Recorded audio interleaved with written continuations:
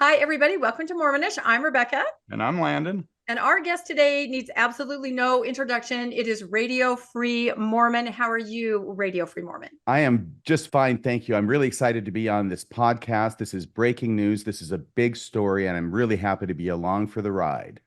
Yes. No, you've been really helpful. I mean, we came across some stuff, and we'll get into this as we start the slides. And I kind of right away ran it past RFM. And no, he's been really helpful in putting together slides and gathering information and just giving us his take on everything. So I think you guys are going to be riveted to the screen for the next hour or so, don't you? Oh, yeah. Oh, Don't yeah. go anywhere. That's right. You This subject has me upset. Okay, yes, we should do that little disclaimer. The more we look into this and realize what's really happening, the more we are upset about it. And for interesting reasons that you'll see. You wouldn't think we would be upset about something like this, but all of us individually and collectively are, kind of bent out of shape over what is happening here. So yes, let's take potty breaks, get snacks, because you're not going to want to leave the screen. All right, Landon, let's just dive right into our slides. We can't tease it anymore, can we? Oh, I think we need to say one thing about this, Rebecca, if that's okay. Right now, we're recording this on Tuesday evening, July 23rd, 2024. This is set to premiere in 2 days from this evening on Thursday, July 25th. Correct. And this will be advertised in the meantime by thumbnail from you. And I expect that a lot of activity is going to be happening with this particular group we're talking about tonight between now and then. So a lot of the things that we're going to be showing you may well not be available on the internet as of Thursday when you're actually watching this, but this will be preserved for posterity in this podcast. Yeah, that's such a good point. I hadn't really thought about that, but you're right. There probably will be activity, as you call it. So, all right, let's dive right in. We are calling this episode, or our topic, Send in the Cavalry, right? What is a cavalry, Landon? You're a military guy. Well, typically it's a charge on horses, quick and decisive is what they're about. Modern cavalry is more helicopters, but it's always swift and comes in to save the day usually. Save the day, that's right. To the rescue. And I think that's the way in which this title is used in this particular circumstance. So let's continue on. So as often happens to us on Mormonish, we kind of look in social media, we're checking around to see what things are there. And so we came across some information online. Now, this is funny, this picture, because I actually said to AI, Mormonish searching information. I think they got Landon really right. Look at your beard and your hair. Me, I think they got me right too, because I'm always trying to put the shorter hair in front behind my ear. So isn't that funny? I mean, it's kind of amazing to think that we, are now recognizable by AI. Except your glasses are on your eyes, not on your head. Because AI is like, what kind of idiot would wear their glasses on their head? Obviously, they belong on her eyes. So, but yeah, I just thought that was a really funny representation. And that kind of does have that glazed over look we get when we find something really interesting. We're like, oh. So anyway, it's true. We were perusing social media and we came across a really interesting post that made us absolutely want to find out more. And I will just read the general claim of this post from this anonymous poster. We do not know this person. The claim said, various Mormon apologists are teaching missionaries to be deceptive in their proselyting efforts, to disregard local leadership, and to lie to the people they encounter, all without the knowledge of church leaders. So that's very interesting. RFM, what do you think about that just claim, just put out there? I would think a lot of people would take note seeing that. It is a remarkable claim. And the fact is that you have the receipts, which we will be going through on tonight's show, in support of every element of this particular claim, that there is a cadre, a group of Mormon apologists who call themselves, Rebecca, the scholars. Yes, and the cavalry, right? And the cavalry. These are the cavalry who are coming in to save the settlers who are getting beat up by the Native Americans, right? I don't know. Am I the only one here who's watched old Westerns? That's what the cavalry does. They come in to save the day. Right. That's with their flags and everything. The bugle call. The bugle, absolutely. Bugle, do. Yeah, that's right. That's it. Yep. So, and I know other people saw this post, and I saw it reposted a few times. And there was even a comment on one of the threads where it said somebody should let Mormonish know about this, or somebody should let Mormonism Live know about this. So at that point, we did start to have other people reach out to us, sources that, as RFM said, in my mind, really does have the receipts on this kind of a claim. So we're just going to go forward. We're going to proceed with, first of all, our next slide, which details exactly what RFM just described. In other words, missionaries have questions, maybe questions that, they themselves have, maybe questions that their investigators have, questions that they maybe feel aren't answered in a way that they need them to be answered from church leaders or information on the mission. And we, meaning the cavalry, have the answers. This is kind of the claim. So if we go to our next slide, this is the post that we came across, and we're just going to read through, in the words of this person, kind of more information about the claim that this person is making. And as I said, other people then started reaching out. So we have some various sources with the receipts. So RFM, do you want to read this first part? I would love to. I just want to make it clear that these sources are inside this group, the cavalry. You can see, if you go to right now on Tuesday evening, if you go to Facebook and put in the cavalry, not Calvary, by the way, but the cavalry, you will find this image. It is a private group. It's got 14.8 thousand members or so now. That is a pretty big group. And you can see that their image there, it looks like two battle-hardened stormtroopers from Star Wars with missionary name tags. I don't know if these guys understand that the stormtroopers work for Darth Vader. He's the bad guy. The dark side. Yeah, they've got a Book of Mormon, too, in his hand. One of them does. Oh, my gosh, he does. You're right. Yes, very good. So you'd asked me to read this, okay? But this information is coming from inside this group. You cannot join this group unless you present evidence to the moderators that you are a Mormon missionary, that you're either in the MTC, maybe you're about to go in the MTC, or you're on your mission, and you have to prove that to the moderators in order to be allowed to be a member of this private group. This is how secret it is. And there are all sorts of oaths and promises that you have to make, not to tell anybody about this group, because the first rule of the cavalry is... That's right. Don't talk about the cavalry. Don't talk about it. Yeah. And I know you got a slide about that, and I apologize. We do, but we have to say it up front. That's right. So, and again, this is the post that we came across. So this is a person sharing this information. And at that point, we didn't really know much more about that until then later we started having people reach out. So here's the post. Let's shed some light on a private Facebook group called The Cavalry, run by a number of Mormon apologists and self-proclaimed scholars. That's what they call themselves. We're the scholars. On the admin moderator roster, who are connected to various pro-Mormon organizations like BYU, Fair LDS, Mormon R, which I think is Mormon Reddit, right? Reddit, yep. Scripture Central, and the Interpreter Foundation. If you are at all familiar with Mo Apologetics, you will probably recognize some of these names. It's unclear how many of them are being paid for their contributions to these organizations. And I don't know that anybody's being paid at all. This really looks like kind of a volunteer thing. But it's safe to assume that there is a blend of volunteer contributions and research from these individuals as well. Yeah, I think probably largely, if not exclusively, volunteer. But regardless, likewise, it is unclear to what degree the church/SCMC is aware of this and approves of it. So let me just say something right now. The SCMC, if you're doing your job, you're watching this show, and we are going to tell you what's going on under your nose and behind your back at the SCMC and at the church. And I expect that you will be taking appropriate action immediately on these jokers. There it is. RFM said it. All right, let's go on to the next part of the post. And Landon, do you want to read this? The purpose of the group is that these self-proclaimed scholars, I wish I were kidding, essentially use actively serving missionaries to do the following on their behalf.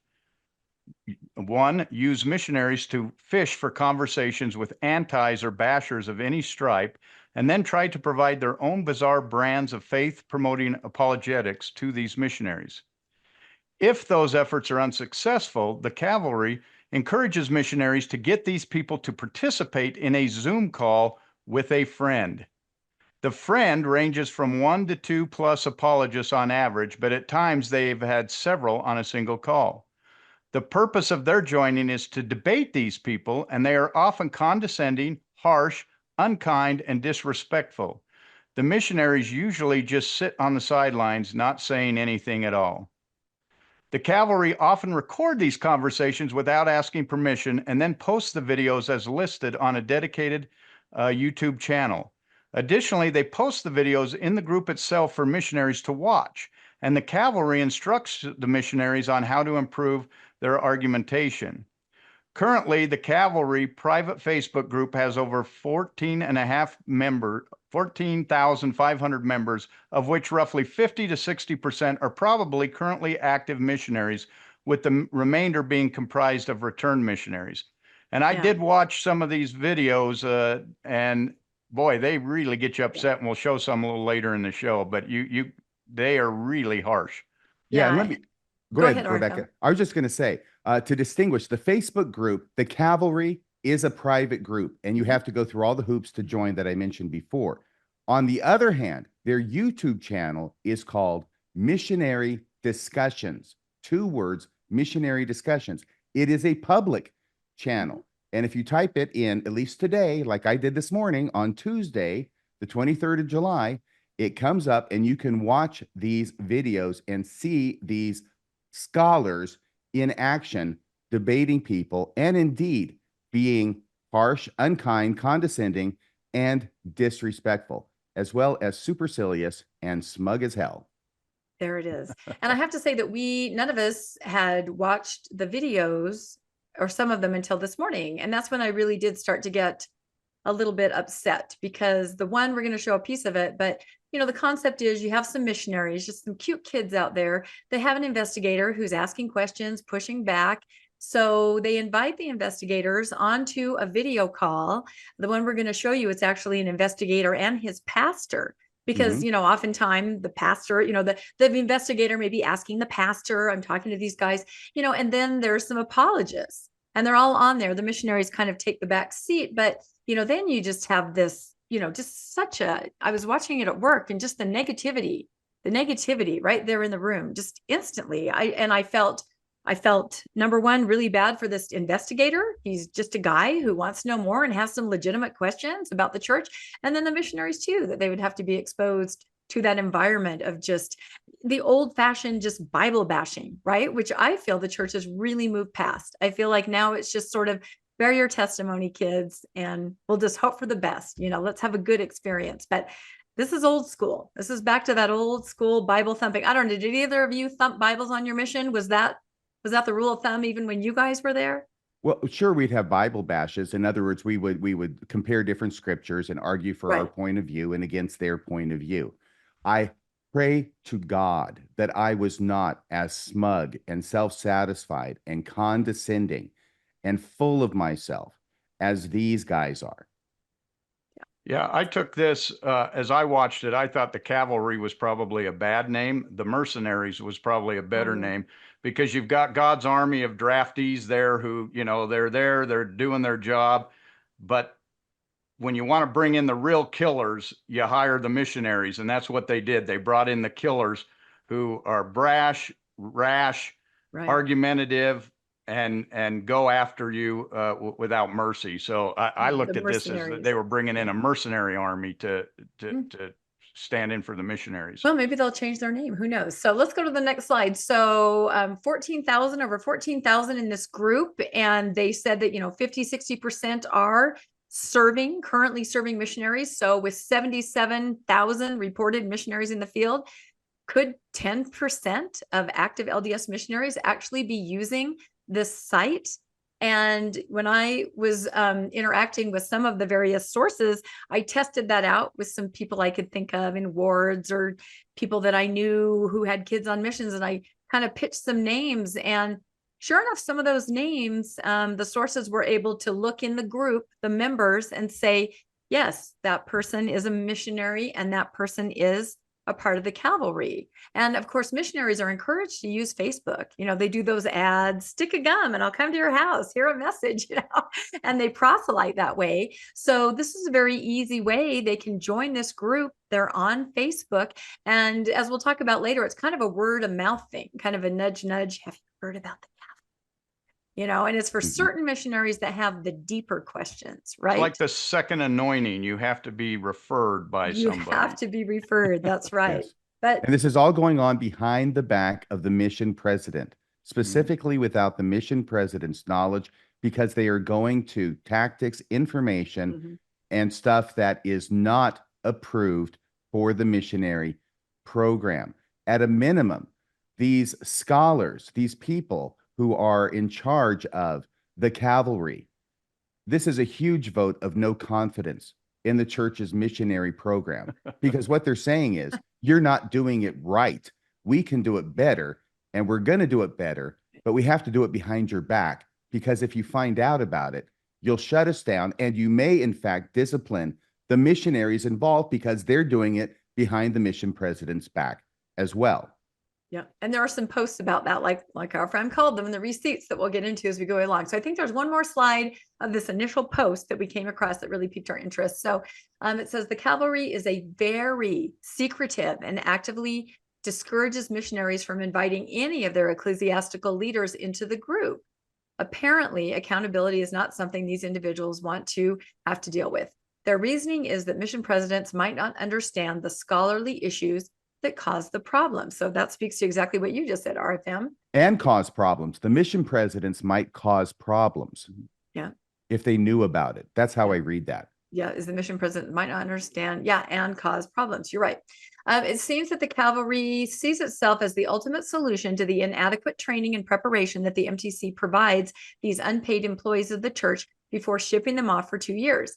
If you disagree with the scholars, they threaten to report dissenters to mission presidents. If missionaries affirm ideas that were historically taught by the church, such as global flood and young earth creationism, then the cavalry will label such individuals as fundamentalist, promoting pseudoscience, boot them out of the group, and threaten to report them to their mission president. So there's definitely behavior expected of these missionaries, rules to follow within the group. And that's pretty harsh, right? To threaten to report them back to the mission president. So then it goes on to say some of these apologists encourage missionaries to take screenshots of messages and comments that they get from investigators and send them in so that the cavalry can type up responses, then send the responses back to the missionaries so they can copy paste in order to make it look like the missionary is coming up with these answers themselves, keeping the cavalry in the background. Missionaries are instructed not to mention the cavalry if asked whether these responses are from the missionary or someone else. When confronted, missionaries are evasive and non-responsive. A few of the nastier apologists make disparaging remarks about people, which is very much in line with the old school style of DCP apologetics. What is that exactly, RFM? I wasn't sure. Daniel C. Peterson. What it means is going for the jugular and acting like a roaring asshole. That's what it means. Kind of, wow, there you go. By the way, I had gone through these slides. These slides were written by one of the sources within the cavalry. Yes. And it goes, I had gone through it and tried to make it a little clear and clean it up a little bit, but you'll notice that this person goes from cavalry to Calvary. It's really hard not to. Yeah. You see very up there in the upper left, the cavalry. Oh, you're right. The cavalry. It's very hard. They're so similar, but in this case, we're talking cavalry. So anyway, this ends the post that we came across, and it just piqued our interest. And we saw it in several different places. And like I said, somebody had said, someone should look into this, Mormonish or Mormonism Live or something. And then we started to get some information from people that seemed to know what was going on because they were sharing actual screenshots of things from within this Facebook group. So that's what we're going to go through. And again, we're just presenting these as screenshots and information. We're not in this group. I will say a lot of the screenshot, we redacted a lot. The names of the scholars were listed everywhere in the information that we got. And I kind of made the executive decision, and we all agree that's not what this is about. We're not going to name the scholars, although I will say that I personally know many of them, and Landon and I have gone out to dinner with one of them recently. So these are well-known, I would say, apologists, a lot of them. Don't you think, Arfam? Oh, yeah. And can I just amend what you said? Because I'm not in agreement. We actually had a fight about this. We because did have a fight about this. I yes. think these scholars who are behind this cavalry thing, they should be named. We have the names. You wanted to redact them and not use the names. I agreed to that. But I'm just telling you, we have the names. And in a future episode of Radio Free Mormon, Mormonism Live, I may well go and list those names, because if you are doing stuff behind the scenes here and you're not embarrassed about it, then you shouldn't be embarrassed by having your names publicly stated so that everybody can know, including the leaders of the church, what it is that you're up to. By the way, the reason I'm so upset about this, and we'll get to this in a little bit more, is not because of what you might think. The reason why is because these missionaries are out there. They're trying to do what they think is right. Okay. I did the same thing. Landon did the same thing. Lots of people do the same thing. And they go out and they serve their mission. And what these jokers at the cavalry are doing is they are enlisting these missionaries that are serving at the time into their group, swearing them to secrecy. And if they get found out, they can be disciplined. They're even threatening to report them to their mission president. That seems kind of like a toothless threat, sort of, because aren't they going to be exposing themselves if they do that? I don't know. But still, they're threatening. And if they get found out, they could be disciplined. They could even be sent home. And my objection is to having people inserting themselves into the missionary program when they got no business being there, and endangering these missionaries to getting in trouble with their mission president and possibly be sent home because the cavalry does not believe that the church is doing missionary work the right way. So they're going to come in under stealth, under the cover of darkness, and they're going to have this little group that's a private Facebook group with all of these missionaries in it. And you have to prove that you're a missionary. I think I said that, in order to come into it. So this is what I object to most strenuously, and this is what has me upset, is that missionaries are being used by these people, these scholars at the cavalry, and they are being jeopardized on their mission by these people. Yeah, no, I think that Landon and I, we felt the same way too. And we were looking at this, just thinking how vulnerable missionaries are. They are, and they're just trying to follow the rules. And that's what's giving them, sort of a guiding star is those rules. Didn't you kind of feel that way, Landon? Just the empathy for the missionaries. I did feel like they kind of followed Scripture Central, where, remember, the mission statement is we do what the church can't do. Yes. And I feel like that's what the apologetics are doing, is they're trying to say, we'll tell you what the church won't tell you, to convince these people that it's true. And the church can't tell you that because they know there's no basis for what it is, but the apologists are using that to get to the missionaries to bolster it. And it doesn't matter if it's true or not. The missionaries say, oh man, those guys kicked their butt in that argument. Yeah. And that's now become a true fact. Even if you went to the historical record, you'd see that they can't back that up. Yep. Yeah, so they seem to be experts at winning the battle and losing the war. Out of all of the videos that I saw that they have listed up there at their YouTube channel, Missionary Discussions, I don't see any where they actually convince somebody or get them to change their mind. Yeah. All they do is piss people off. Yeah. And that seems to be the whole goal. It's like these guys get their jollies by coming in and having a field that is ripe and white and ready for them to come in and show how smart they are and Bible bash people and make enemies and then leave. And they just get to do this wherever they want. And this seems to be what it is that they are focused on, regardless of the consequences to the investigator, regardless of the consequences to the missionary, regardless of the consequences to the church itself. This takes steadying the ark to a whole new level. These guys aren't just steadying the ark, they're picking the ark up and they're running with it in the opposite direction from the way the prophet of God, in their mind, they believe President Nelson is a prophet of God, but they are thumbing their nose at him. They're thumbing their nose at the missionary program, and they're saying, we know how to do things better than God does. Yeah. And I looked through the missionary rules for missionaries and the handbook and everything, because I thought, is there anything that tells you not to argue? Because, we've talked about back in the day, it was more confrontational. Now it's just more, bear a heartfelt testimony and try to help and be friendly. And that's really all it said in the handbook. Have a Christ-like attitude, always have a positive spirit, always leave with good feelings. It doesn't flat out say do not argue, but everything it's telling you to do, arguing does not fit into that. It's just saying be kind, be helpful, be friendly, be respectful. All of those things are repeated over and over again in the new updated missionary handbook. Yep. I was always taught to teach by the Spirit. And when we watch these videos, you're going to find there is zero spirit. That's how I felt. whatsoever. I actually felt icky, if I could use Yeah. that word. When I watched a little bit at work today, I felt icky. I really did. Okay, let's go to our next slide and we'll learn exactly how somebody joins the cavalry. So, okay, one more. I think it's RFM's turn. This is again still the statement from the original post that we saw. And once again, he's doing cavalry. Yes. Yeah.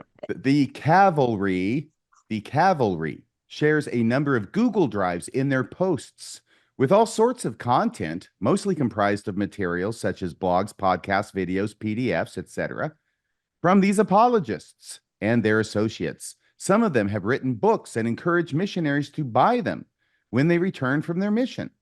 The cavalry also share a lot of old farms materials and even a number of old fair articles written by Carrie Schertz, aka the Backyard Professor. BYP, what do you think of this?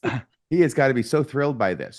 I'm wondering if they tell the missionaries that this article that was written by BYP is that he has left and repudiates this information. Yeah, that's the next line. From back in the day, with no disclaimer that he, Carrie Schertz, has since left the church and considers it to be a fraud.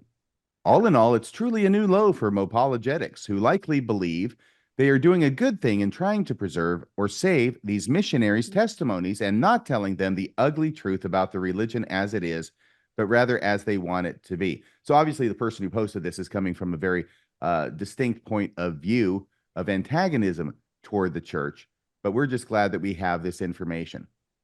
That's true. And I will say, having read through so many posts, and I have many, many posts that we're not going to go through here today, the apologists really do think that they have the answers, and they really are very excited and willing to help and to share if they feel that a missionary's testimony is shaking. Because again, how you approach them is a missionary has a question and they need an answer, a better answer, and they go here, or an investigator is asking a question. So I will say that the apologists, in their statements and things, they just seem really excited to help these missionaries. They're spending an awful lot of time getting them in trouble. Yeah, that's true. All right. I think now we're going to go to the actual website and see what it takes. Yes. What does the cavalry, and again, we saw it before, but here it is again. This is the Facebook page that exists as of Tuesday, the 23rd, right? We have to say that. What does it take to join? How does it even work? So we just took some screenshots, and anyone can look this up. A private group, of course, still has its information about how you would join. So Landon, do you want to read this? Okay, this is from their Facebook page about this group. A group for LDS missionaries dedicated to defending the faith.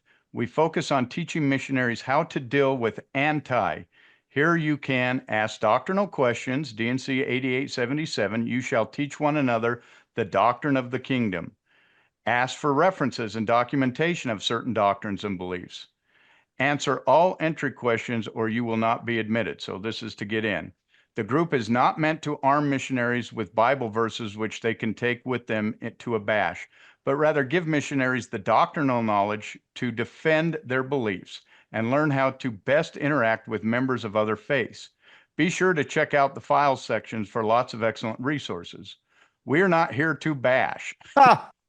We are here to fulfill the commandment given in the Doctrine and Covenants, section 43:8, that when ye are assembled together, you shall instruct and edify each other, that ye may know how to act.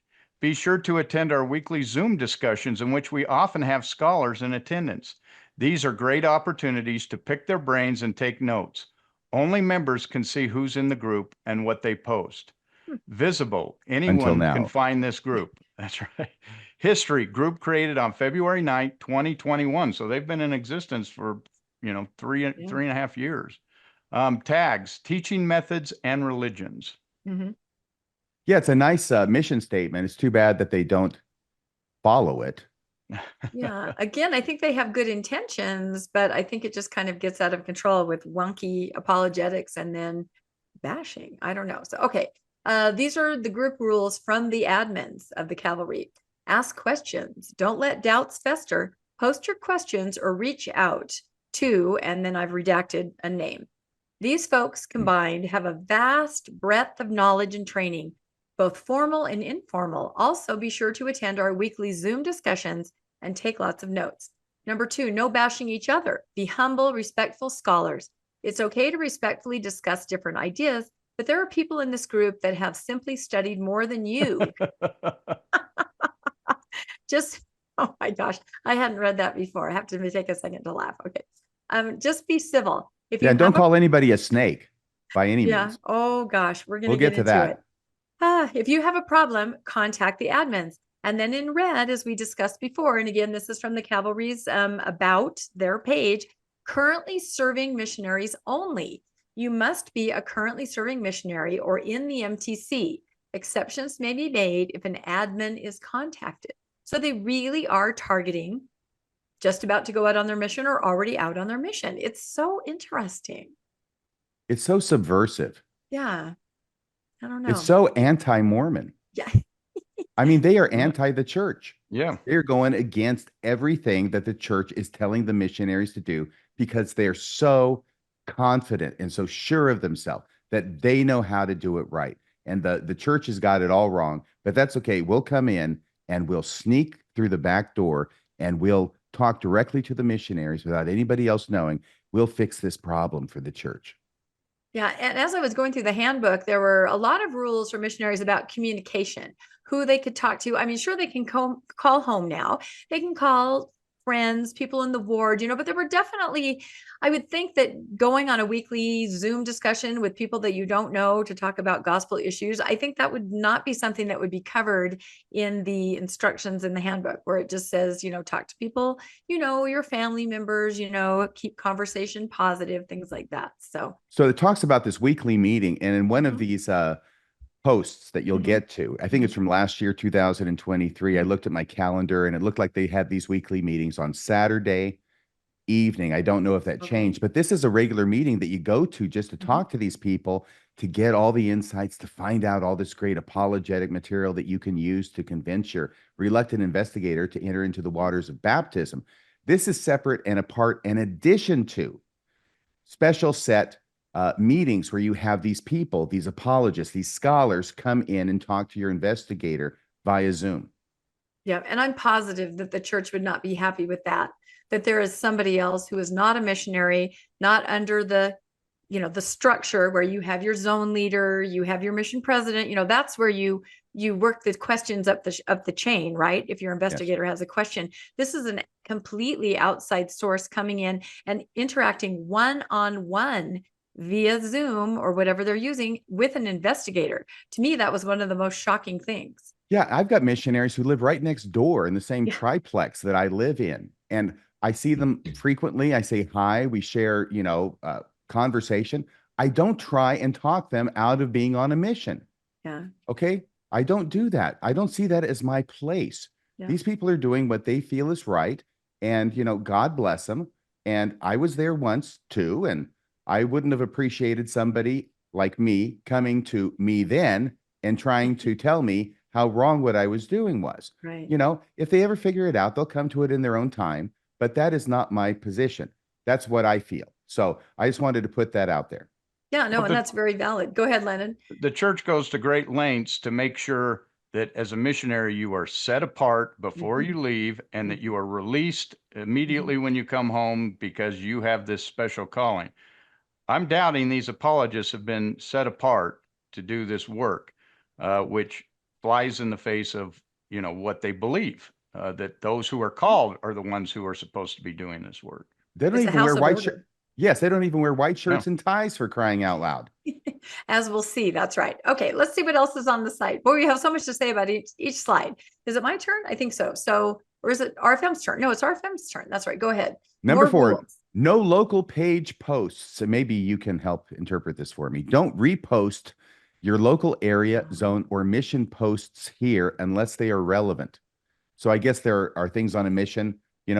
I served a mission before the internet. So I guess they just don't want the Facebook page jammed up with local mission stuff unless it's relevant. Post those in other groups so you can actually find people to teach. 2 strikes and you're out. Wow. Not even 3 strikes. 2 strikes and you're out. I don't know why this has to be an issue. I think they're talking about what we said before, those things where missionaries will say, hey, you want a plate of cookies and to hear a message? I mean, I don't know why anyone would post that on these sites, but it sounds like maybe they have. Okay. Well, it's caused a problem. It needs to be addressed in rule number 4. Rule number 5, don't report others. If you have a problem with the group or a member, take it up to the admins or leave the group. The purpose of the group is clearly stated in the group description. 6, be kind and courteous. This is a one-way rule. This is rules for thee and not for me. We'll find this out. The scholars do not obey these rules. Be kind and courteous. We're all in this together to learn and teach others the truths of the gospel. Let's treat everyone with respect. Healthy debates are natural, but kindness is required, unless you're one of our super special smug scholars. 7, no hate speech or bullying, unless you're one of our super special scholars. Make sure everyone feels safe. Bullying of any kind isn't allowed, unless you're a scholar. And degrading... Or building a temple. Or building a temple. There you go. Throw it in there.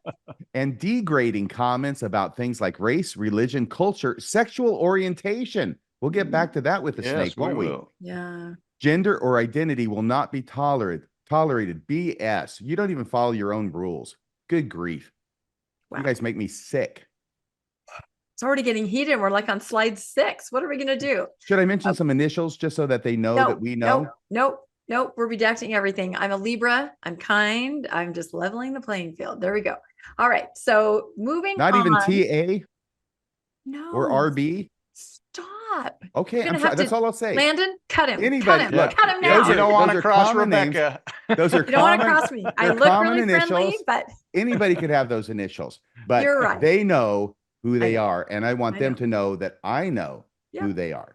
Well, and I do feel after this podcast that others may look into this a little bit more, but we're just here to kind of say, look, this is out there. Interesting. All right. Number 8, your profile. And this is what Arvin mentioned before. Your profile must support you being a missionary. If the admins cannot easily identify you as a missionary based on your profile, you will need to submit proof that you are a missionary. The posting rule. All posts require admin approval and no post will be approved unless they hashtag their keywords and scriptures.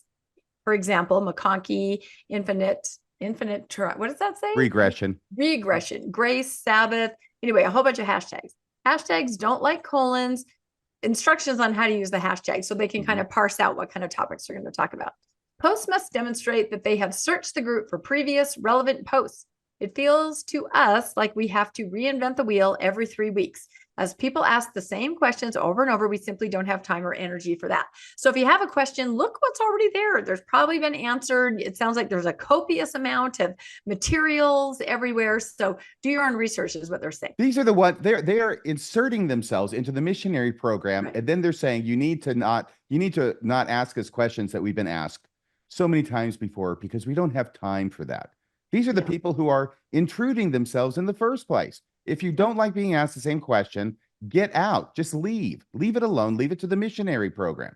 Yeah, that's it. Okay, number 10, must read this article. I thought this was interesting. Mm-hmm. You are required to read the Introduction and Godhead Trinity chapters of the Maxwell Institute book, Ancient Christians. So many missionaries misunderstand it, and we get so many questions on it. In brief, classical oh my gosh, say it for me, RFM. I know, Trinitarianism. Asparagus. Exactly, asparagus. Say 3 personages and LDS proof texts are responding instead to a hearsay modalism that says 1 personage. It's available in the shared drive. They do have a shared drive like they talked about, all these resources, and it's linked directly here. So there's it actually works from the slide. Yeah, I opened it up. It has the entire book on a PDF. Oh, I didn't do that. I didn't even notice that was there. Wow. Okay. So this is a requirement. You now have homework. You are getting homework from non-mission, non-church approved sources for missionaries. When I was on my mission, other than the standard works, there were 2 books that were approved for the missionaries to read. They were Jesus the Christ and the Articles of Faith. Yeah. And that was it. And every mission has a certain list, and it's somewhat up to the mission president. But I'm going to guarantee you that I don't think there's any mission that's going to have this book as being approved reading for missionaries. Yeah, but apparently that's the question they get a lot about the Godhead from investigators, right? Who have a very different concept of what the LDS concept is. So, okay, so again, this is on their Facebook page. This is actually on their, you can see this, anyone can go on and see it. This is not something that you have to join. This is on their Facebook page. So these are the rules. All right, next. So let's look at some of the posts, questions, and topics covered in the Cavalry. And here's where some people that I think are in the group or familiar with the group are able to send us some screenshots of some things that just as an example. So one of the big questions, of course, is how did this group start? What do these scholars tell the missionaries who ask this question, RFM? So that's kind of the model. A missionary will write in a post with a question, and then the scholars will answer, give resources, give information. So someone has asked, how did the group start? And so one of the scholars, I'm presuming, or moderators, I think they're the same. Yeah, this was unfortunate to see, whatever it is they're referring to there. But then it goes on. This group, the Cavalry, this group is actually the 3rd variation of its kind. There was DOTF, Defenders of the Faith, and Dare to be Bold. So those are the first 2 permutations of the Cavalry. Both were created by missionaries and had the goal of basically learning how to argue and debate. I was part of Dare to be Bold for a short time. Is this TA speaking? Do you know? I have redacted everything.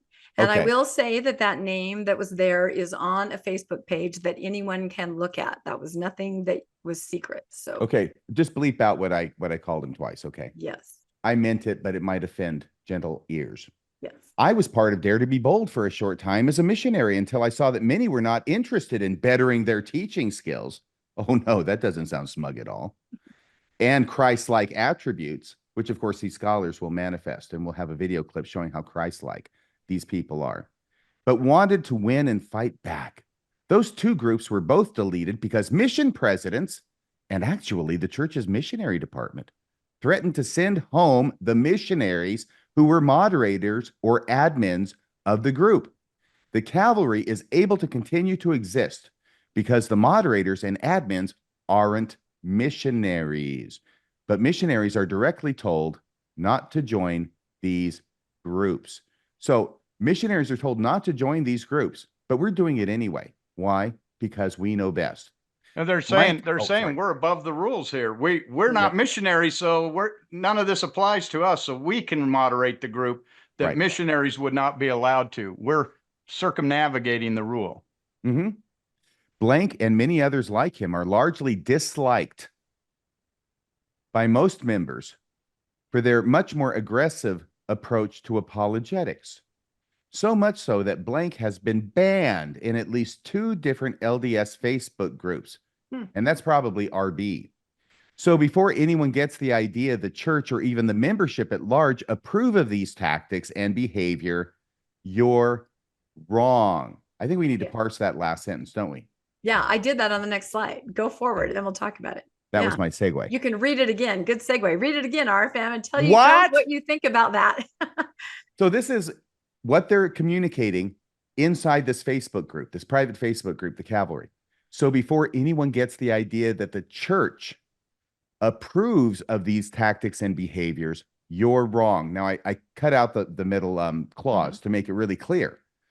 So before anyone gets the idea that the church or the membership at large approve of these tactics and behaviors, you're wrong. The church does not approve of these tactics that we are teaching you how to engage in. That's really interesting. I mean, that's a big step for a missionary to step outside of his training and everything you learned and studied for, to be close to the church, to teach about the church, now to start being involved in another organization that flat out says the church that's gotten you this far is not going to like this, but this is more important. This is something bigger. You know, Mhm. it's like a secret society. Of course, that's appealing to an 18-year-old, 19-year-old. Of course, Or that is. or is This it a sacred society? That's The what we have to ask secret, ourselves. not sacred. this is not the shadow government. This is the shadow church. Church, Yeah. yep. Yeah, it really might be. All right, let's go to the next slide. Whew, we're really diving in here. Okay.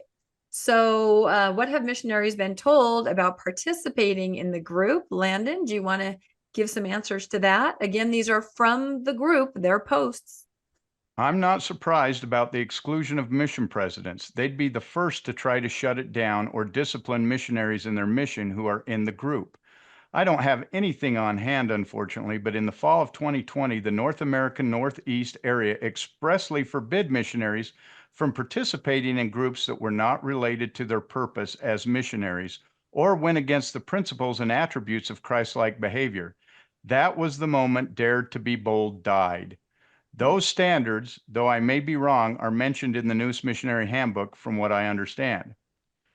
As for membership in Dare to Be Bold, close to a third or maybe even half were returned missionaries. Being a missionary to join seems to be enforced, but once they are done with their service, they don't seem to be removed or leave. So I'd imagine a couple thousand, if not more, in the cavalry aren't current missionaries. So this is somebody who's saying that they think that a couple thousand of the 14 and a half, assuming that this was written anytime close to the present, right? Mm-hmm. A couple thousand may not be current missionaries, which means over 10,000 are. And this person should have an idea as to the numbers. Yeah, it's really hard to tell. So I went to the handbook, of course, like I said, I was kind of looking through it, and that's our next slide. Rebecca, before you go to the next slide, I just want to focus on this, that very first part about missionaries being jeopardized by being a member of this group. I'm not surprised about the exclusion of mission presidents. They'd be the first to try to shut it down or discipline missionaries in their mission who are in the group. This is what has me so upset about these guys. Okay. Not only are they generally just dislikable, but what they're doing is wrong, wrong, wrong. I mean, go ahead and do all your apologetics. I don't care. You know, go do a podcast or something. But don't be screwing around with these missionaries and their ability to complete their mission without being sent home early because of your machinations. Yeah, and these boys have saved their allowances. Their families have sacrificed to make these payments to keep their sons out on a mission. And how does that look when they come home and they're being sent home because of the violent rhetoric that they're learning on this? And I'd say violent, but it's violent doctrine. The doctrine itself is against what the church teaches. Well, I think from a parent's point of view, you know, if I had a missionary and he's like, yeah, I'm on a call with these people, I'd be going, what people? Is this your mission president? No. Does your mission president know about this? No, he's not supposed to know. But there are people that tell me some of the answers that I need. I mean, red flag, red flag, red flag. Who is talking to my child? You know, there are sisters and elders in this group, right? And we all know how they're strictly watched. There's strict protocols. And if I heard that my child on a mission was somehow meeting with some people outside of that structure and being given religious instruction, I would have a big question and think it was a really big red flag. Especially if you found it out after your son or daughter has been sent home early from their mission because of participating in this group. Yeah, I'm telling you, that's what really got me. And we'll get to some pictures later of some missionaries interacting. And I just, you know, kind of went mama bear. I'm like, look, don't mess with these kids, you know, let their parents talk to them and answer questions, not you. Or the mission president. I mean, or someone in the district isn't that funny? Yeah, we're on the same side here as like the mission presidents in the church. But in this case, I really am. Let them have their mission experience as it is supposed to be. It's designed to keep you fairly safe, you know, to keep you doing what everyone else is doing. This is too fringe. And we know the mental health results of Exactly. young men that are sent home early and how that can affect them. So you're not only messing with their mission, but you ultimately could be messing with their mental health by getting them sent home by doing what they think is right and finding out that it's nothing. They're very vulnerable. These crackpots don't care. They don't care. I don't know. Okay. So I did look in the handbook again. There's nothing specific about don't bash or argue, but it does say in your media, choose approved, right? And appropriate media to invite the Spirit to help you fulfill your missionary purpose. This generally means using social media like a Facebook group, mobile apps, and online media that are approved for your mission, right? And teaching the gospel and communicating with your family and friends. So that to me says something that they tell you, don't talk about this, don't tell anyone. That can't possibly be approved by your mission. No, imagine if you're the mission president and you find out about this. I mean, your authority, you have a calling, and part of it's to make sure that all of your 200 or so missionaries, it used to be 200 in a mission, 200 missionaries or so are taken care of. All right. You're the one who's responsible for them. And you're the one who's responsible for doing what it is the church wants you to do as the mission president, which means having the missionaries do what they're supposed to do and not do what they're not supposed to do as missionaries. And then you find out you got these guys coming in behind your back and telling them, they're missionaries, all these things that they're not supposed to be exposed to, that they're not supposed to be doing, that are against the missionary program and against the rules of the mission. Yeah, I wouldn't be happy if I were a mission president. I'd be on the phone right then to Salt Lake City. Oh, yeah. Well, it can be anarchy. I mean, picture a little missionary coming in, first area. He's in a foursome and he goes in there and they all go, psst, come here. We got a meeting Saturday night. We got to tell you about this. Come here. And the kid's going, what? But they're my trainers. They're my and then there he is. I mean, that's how it happens. Mm-hmm. There is an attraction among young men. I can't speak to young women. You'll have to speak to that, Rebecca. But among young men, which I was once, to a secret club. Yeah. Okay. Joseph Smith capitalized on this attraction to a secret club. And I think that the reason that this is so popular among missionaries is that this is a secret club. They're getting the inside secret knowledge that they can't get from the missionary program. And they think this is the stuff that they need to defend the church, when actually it doesn't appear to be persuading anybody and just making enemies.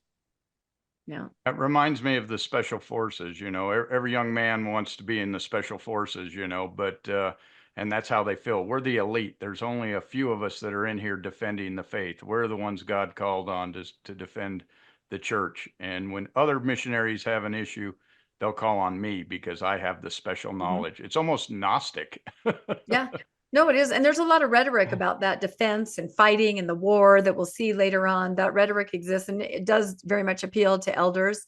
Let's go to our next slide. All right.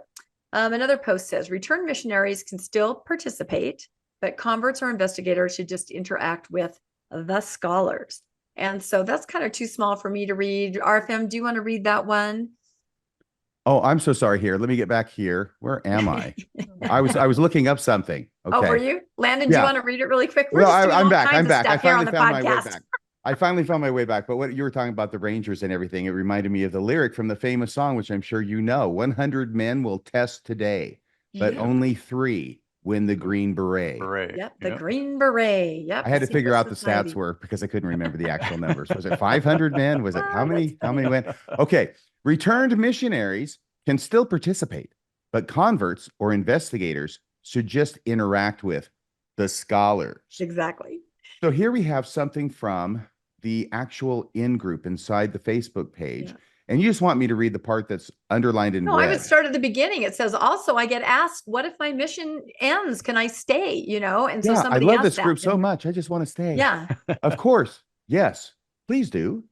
The goal is to help you prepare and do better as a missionary, as only we can tell you how, but also encourage a lifetime of scholarship to increase, defend, and support your own testimony. This is accomplished best by helping others who have yet to join. Okay. And then I think maybe the last paragraph is the one that's relevant there. So for those new to this group. Yeah, I think maybe that's it. Yeah. With few exceptions, it is designed for missionaries. If you join as a missionary, please stay. If you have investigators or new members with difficult questions, the scholars, see right there, they even capitalize scholars and put it in quotation marks. The scholars and I are willing to schedule a time to help over a Zoom. It would therefore benefit the group to see the results and how they also might resolve some of those same concerns in the future. Please don't encourage them to request to join this group directly. Mm-hmm. There are good reasons. We limit the participation to missionaries and those about to serve. And I think we know what those good reasons are. Of course, we've made a few exceptions, but we make them carefully. I, for example, personally know the exceptions. This must be TA. This must be that Travis Anderson guy. Oh my gosh, stop. No, well, his name was on the, I thought you said that was fair game. Well, maybe once by accident because it was on the public Facebook page. But other than that, no. But I feel like this thing at the bottom means that somebody wrote to them and said, I'm a new convert and my missionaries told me to see if I could join this group to help answer my questions. And then the admins are saying, how did you find out about this group? And that kind of is what precipitated this statement here, where it sounds like, I mean, do you take it that, you know, if a missionary has an investigator, the investigator can't go right at the group. It kind of has to be through the missionary. Oh, down there at that bottom paragraph. I'm sorry. The one that's outside of that. Yeah, no, all of that. I wanted you to read all of that. There's so much here. I'm telling you, there's so much information. It's just. Yeah, something says, how did you find out about this group? And the answer being, I'm a new convert and my missionaries told me to see if I could join this group to help answer my questions. So the scholars are going, what are you doing? Yeah. I mean, they're dealing with 18 and 19-year-olds, right? Yeah. This is a secret group. Yes. Don't tell your investigator or your convert about the group so that they can join it. It's just like, how long can this secret possibly remain a secret? And I know this plays into your question as to whether the church knows about this, right? And whether they're turning a blind eye. Because how obvious can you freaking be? On the other hand of that equation is the fact that apparently the two prior permutations of this group have been shut down. Right. They did know. Yeah. Right. And they certainly seem to be all about not letting church leaders know about it. So perhaps they've been able to fly under the radar up to this point, and up to the point when this episode is going to air on Thursday, July 25th. Which to me is even more concerning that these gentlemen that are running this website were involved with the ones that were shut down, and they went ahead and opened a new one. That is a really good point. Huh. So certainly tells you their thought pattern. I expect they'll do the same thing when this one gets shut down too. Right. Okay. So this picture, when I saw this, got me really upset because I know they're 18 and 19, but I still call him, there's a little guy, right? He's a little missionary. There he is. What the freak is he doing on a Zoom call with these people that are not in his mission or his family? So Rebecca, yes. I think you were just going to say it. I just want to make it clear that no, this was a photo with the missionary's face displayed, but Rebecca put the little happy face over the missionary's face so as not to out him. No, exactly. Yeah, no, I'm not going to do anything like that. So when I saw the picture, it was just a cute little missionary who looked, kind of like he was trying to pay attention. And I'm just like, what is happening here? Why is why this child's parents would not be happy to know that this was going on? So I kind of put the heading, does the cavalry have online recorded conversations with missionaries? So as a post indicates here, this is a discussion with blank that I had. So blank is this missionary. Again, please don't share these materials outside of this group. The reason is to avoid providing fodder for antagonists. So, and I guess that would be somebody like us, but that's not why I'm antagonistic. I'm antagonistic because this little guy is in a situation where I almost feel like he might be in kind of danger, mental health wise, or who knows what kind of information he's getting. So I take exception as a mom to this scenario, which is not what is supposed to be happening on a mission. And what kind of BS excuse is this? The reason is to not provide fodder to antagonists. That's total BS. Come on. To the antis, no. What they're doing is they're saying, don't share these materials outside of the group because we're trying to fly under the radar and not let church leaders know what we're about. Right.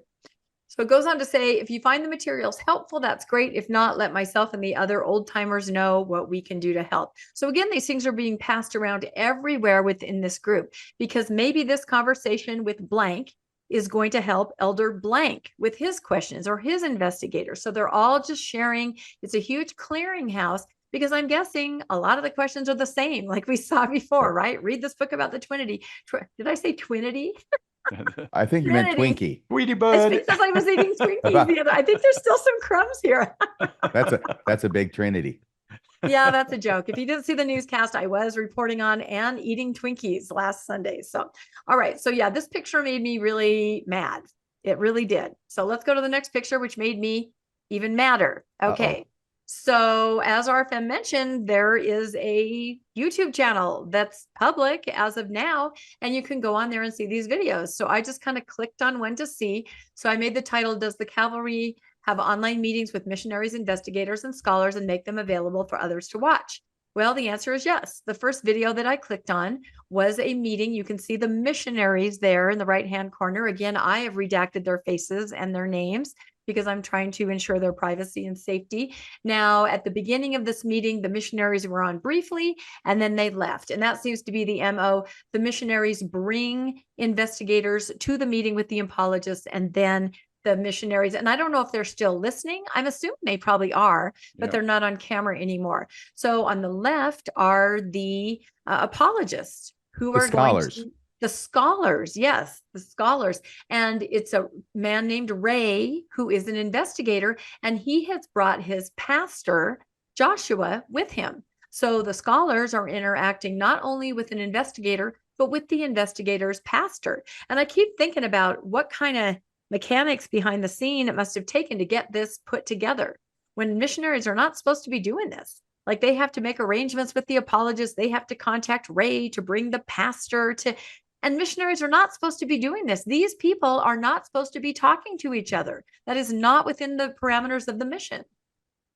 No, I was just going to note that you have it at the 1 second mark. This is the most recent video that is on more missionary discussions. You can see it down there in the lower left, the title of the YouTube channel, missionary discussions. And so these two people in the upper left hand and center windows, right? The people who are wearing t-shirts, these are the scholars, the two scholars, the one on the left being RB, the one in the middle being TA. And we'll see their faces. I won't mention their names, Rebecca. Don't worry about it. At least not yet. I'll probably mention them in a few days. But there they are, and we'll see them, and we'll see how they interact. It's about a 1.5 minute clip that I picked out of this. And they're talking to the pastor. The pastor is wearing a black shirt. I think he has like a palm tree or some kind of blowing palm tree that's not really there. It's the background. Right. And Ray has stepped away. At this point, it seems like when we do get to the video, it's just the pastor and the apologist. I believe probably the missionaries and Ray may be listening off screen, but there is a part at the bottom, if somebody who can see better than I can read that, because I think that was important. Something about this discussion. I can see it. This discussion was pretty rough. By the way, this is their description. And they have a bunch of these that are on this YouTube channel about how missionaries are helped by these scholars with the cavalry to argue and do their Mormon apologetic approach with investigators, with pastors, anybody they can argue with, anybody that they can try and make look dumb, at least in their mind. In my mind, they're the ones who look dumb. But what it says is it's deleted or redacted. Then it says, this discussion was pretty rough, resulting from Joshua, that's the pastor. Yes. Thank you. Resulting from Joshua not wanting to support his underlying assumptions with any kind. Hang on a second here. I'm sorry. The window just popped up and I have to wait for it to go away. With any argument. Okay. So it's saying that the pastor will not support his underlying assumptions with any argument. It's commonplace that Protestants will become quite upset when they aren't permitted to assume nonsensical things like the Bible is crystal clear to all who read it, or I don't need to analyze context to read the Bible. What this ends up being, these videos are, it's like you're a hunter, right? And you've got trophies and the heads of all the animals that you've gone over to Africa and shot. And so you get the head stuffed or whatever. That's what these videos are. These are trophy videos where they think they're showing how intelligent and how smart they are and how good they are at defending the church and how good they are, in this case, at putting a Protestant pastor in his place. And you had a funny comment, Landon. You were saying that they're trying to get him to and there was one more slide with a picture of just the website. If you want to look at that really quick before we go to the actual video, or maybe we can do that afterwards. That's fine. Okay. I'm going to pull up the video so that we can watch that. It is interesting. I was just really surprised to just be able to go to that. You know what I mean? It was just kind of like, look, there it is. I mean, here on YouTube. Yeah. So here's the video, and you'll see over here on the right, You'll see discussion with Eric from Apologia, Utah. That's another video from missionary discussions, right? Yeah. Ethan and some missionaries. Okay. And Ethan is, I think he's a guy who's an investigator who's asking some challenging questions. Right. And I think the rest are not from that site. I see like a Mormonish video. So those are probably Yes. just what we were looking at. But so this is yeah. discussion with Ray and his pastor. Yeah. And the pastor's name is Joshua Turk. Maybe Yeah. that's his real name. I don't know. Yeah. RFM is my real name, so it could be his real name. But up there in the top, that's RB. This is one of the two scholars from the Cavalry. And below it, that's TA, who has all sorts of Marvel memorabilia on his wall. This is as close as I've ever been. Get along. No, yeah, this really pisses me off. If you really want to know what's got me upset, it's the Marvel memorabilia. He's got a apologist. Rick and Morty t-shirt. This is the guy who's going to be putting this evangelical minister in his place for and in behalf of the Mormon missionaries. Yeah. All right. So I think we have a little clip just to give the flavor of the kind of discussion we have here. That link, pb.church/Trinity. I'm not gonna read it. So if you're not gonna explain it, then you're and not then you can having just a read conversation. No, there's going to be an author that explains it. No, you can explain it, and then we can take. Because you won't shut up. I say one word. He actually asked you to, then you said you won't. So you don't. I'm having discussions over what teaches. I say, does the Bible teach this? I thought it was just a simple thing. Right after you. Oh no, Joshua, you're not having discussions over what teach means. You're having discussions over whether an old document that's written can tell us things which it cannot, factually, objectively. Okay. Then A what I'm book going to do can't is teach. I'm going to A look. book contains words, and you have to interpret them. That's our point, especially when it's an old document, an ancient document. You have to interpret what the words mean. That's all we're saying. And you think what? It's so clear from 2,000 years ago that we can just understand it? No. It is. It's that clear. What I'm asking you is, and what happens is every time I try and your get understanding of the there, every Trinity. time I try and get there to explain it, No. I get interrupted. Every No, you time I don't. ask you, what you do is you say, I'm going to post a link. Explain it. I'm going to post a link. Well, I'm not going to read it. Oh, okay. All right. We're at a You ready? standstill. Why don't you do this? Send the links to Ray. He can send them to the missionaries, and I don't need you because I'll just read it. Okay. We'll go through here. Right? You ready? Right? I don't have to have Sure. you if I just can read. It came back on. I want to go ahead and see it until the pastor. yeah. There's a actually part leaves. where he says goodbye. If you can hit. It went black. It Why went don't you dark come on up the with You're screen. right. everything you were going to discuss tonight? Send it to them, and I'll read it. Thank you. Okay. That's what we'll do. Bye-bye. Bye, All right. Joshua. See ya. Ray, would you Yeah, like to have I'm a here. discussion? Now we're back to the investigator. So all I have to say is that, Joshua. Yeah. So now they've kicked Yeah. out, they've pissed off the pastor because Yeah. these guys are really winning friends and influencing people. That's what the cavalry is all about. And so they pissed off the pastor. He's gone. And now Ray's there and they want to talk to Ray some more. And Ray's really probably not really impressed at this point. In fact, if you watch the video, if it's still available and you can watch it by the time this airs on Thursday, you'll see what happens. But that is an example of how the cavalry comes in and saves the day for these poor Mormon missionaries to help persuade their investigator to join the church and see that the LDS church really is the true gospel. I just can't imagine that any mission president would be okay with an investigator being in that scenario. What do you think, Landon? I mean, honestly, an outside entity coming in and trying to manipulate your investigator. And I watched a large portion of this clip, and Oh. they just cut that guy off every time they'd ask him a question. And it was the standard apologetic. Every time he'd say something, their answer was just wordsmiths. They didn't give an answer. They would say, the Bible doesn't teach. The Bible, you must interpret. And he's going, I'm just saying, the Bible teaches us this. No, the Bible does not teach. And he'd argue whether the Bible taught Yes. or whether you had to interpret it and add meaning to it, when he's simply trying to have a discussion, because the question was, what's the Trinity? But every time Yeah. he'd go to anything to state from the Bible, the guy would just cut him off Shut him over down. and over and over again. Right. And then he's trying to say, okay, well, look, I've got a document I can share with you. And they're saying, no documents. You just tell us what it is. Yeah. We wouldn't want you reading anything like we ask you to do with the Book of Mormon. Yeah, please we read don't my want him book. reading anything and Good having a point. feeling about it. Go to the next slide, because we have, I think, just a screenshot of just the YouTube channel as it was. Yeah, there you go. So there's just some different, descriptions Yes. that. And I can read these. There's discussion with Ray and his pastor, Joshua Turk. That's the what one we just saw the clip from. You see, that's the most recent from 6 days ago. Then there's a discussion with Joel. Then there's a Paul Gee discussion, part 2. Paul Gee discussion, part 1. Discussion with Eric from Apologia, Utah. Full discussion, Apologia, which is a blank screen because it's just an audio recording.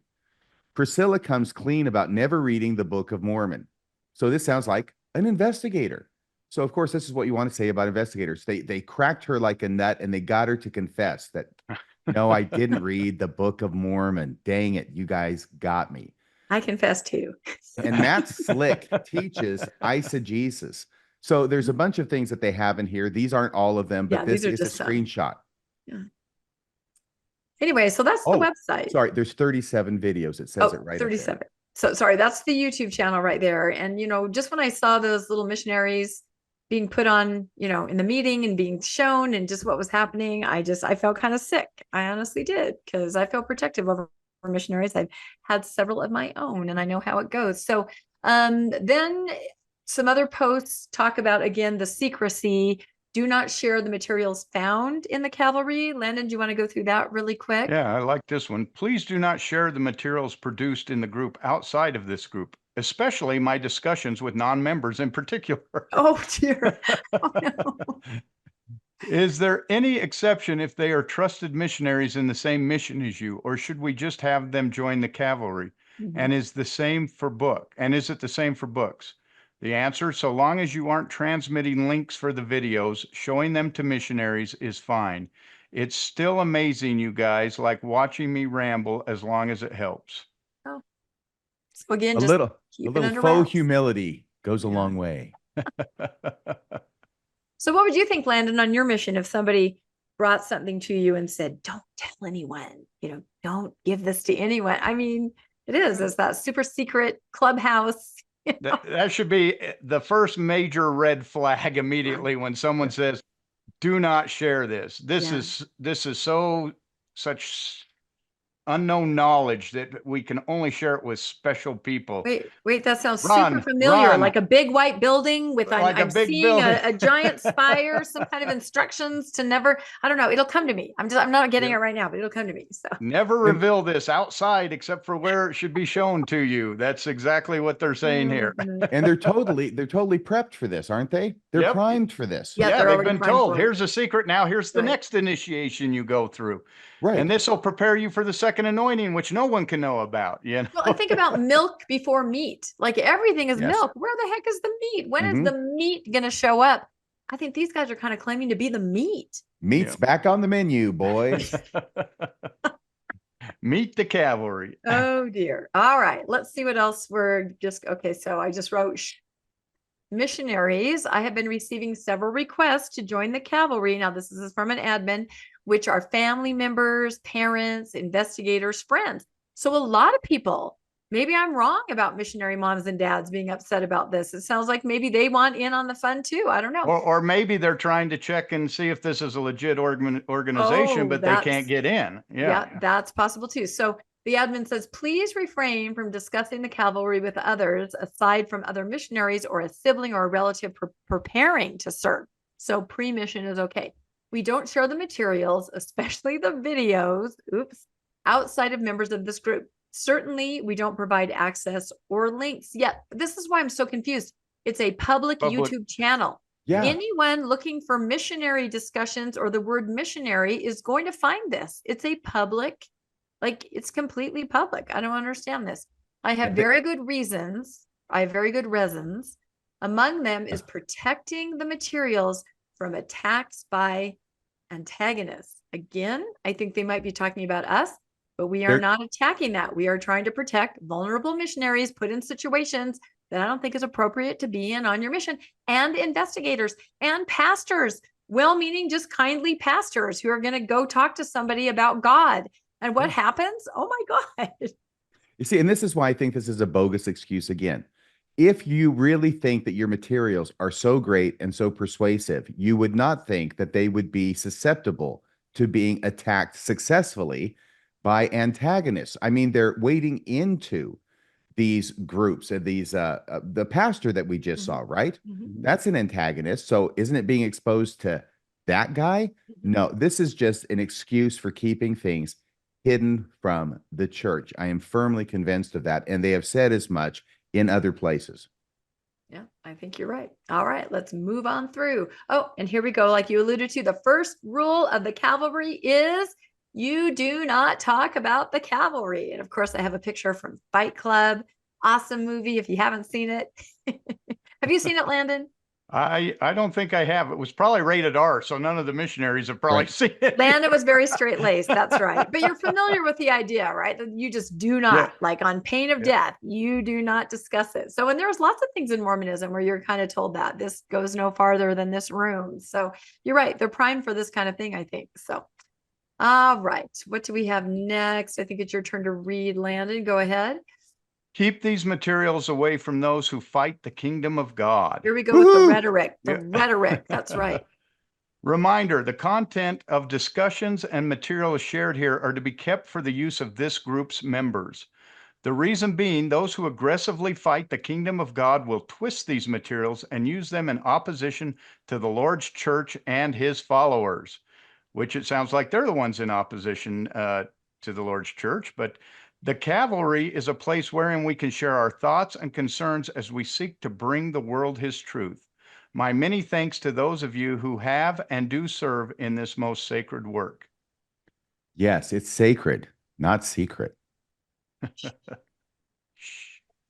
All right, let's see what else we have. I think it's RFM's turn. Yay! Oh, there we go. This is and just to make it clear, because I'm not sure if I explained this one to you, but this is another missionary who has access to a website or has some kind of Facebook page and is telling people how awesome this site is. So this is a frequent poster, a missionary. And the poster's name is Missionary Cheat Codes. Is that right? I'm guessing maybe this missionary has some kind of a Facebook page that is called that. But I redacted the missionary's name and his picture, but his picture is of an actively serving missionary. So this person is trying to encourage people, get the word out about how amazing the cavalry is. Okay, great. So it's Missionary Cheat Codes says, do you have questions about church history, the Book of Abraham, plural marriage, LDS theology, ancient Christian history, and other anti-crap? So apparently plural marriage is anti-crap. The Book of Abraham is anti-crap. LDS theology is anti-crap. And ancient Christian history, yes, anti-crap. Please join the cavalry and ask those questions there also. Why? It's a group specifically devoted to answering those questions for active missionaries and has an admin moderator staff of experts and trained scholars. They're not 23-year-old nerds like me. No, they're 27-year-old nerds like them. Some of the cavalry just listed out. They listed out the scholars, and of course I cut that out. So. Oh, and that's why we have all their names, right?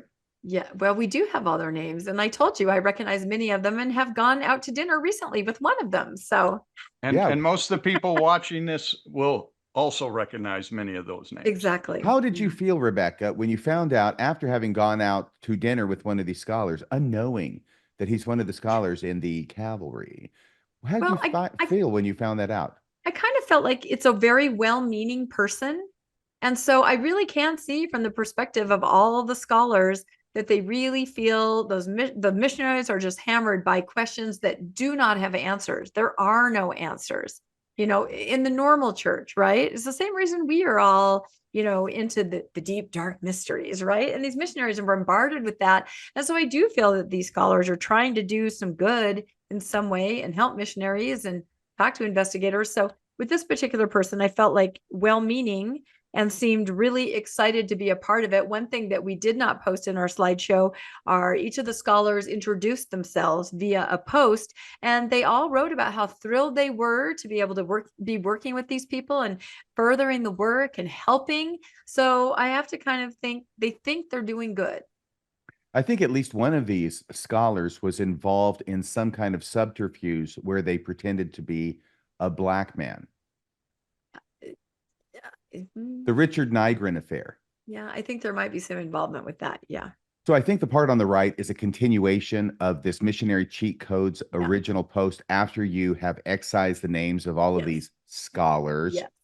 Never before have I been so inclined to follow Elder Boyd K. Packer in his use of the term so-called scholar. So-called, right. Okay, so he continues. It says, there are also other notable scholars and LDS apologists like blank blank and effing blank, and others who have publicly defended the church in debates and online for years.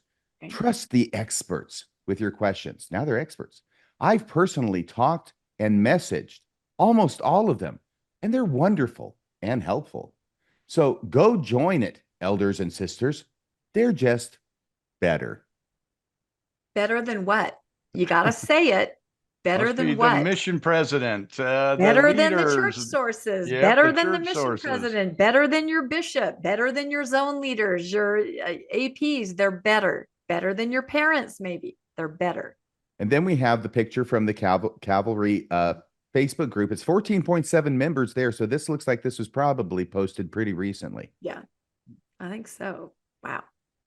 All right. So they're getting bombarded with invitations. So more topics. We can breeze through this. I think you guys are getting the idea of what's here. They seem to be, this was interesting for a different reason. RFM, you did this one because we talked about this. Yeah. No young earth or anti-science. Damn it. Yeah. So this is from the admin, top contributor, February 18th. I think we all know who this is by now.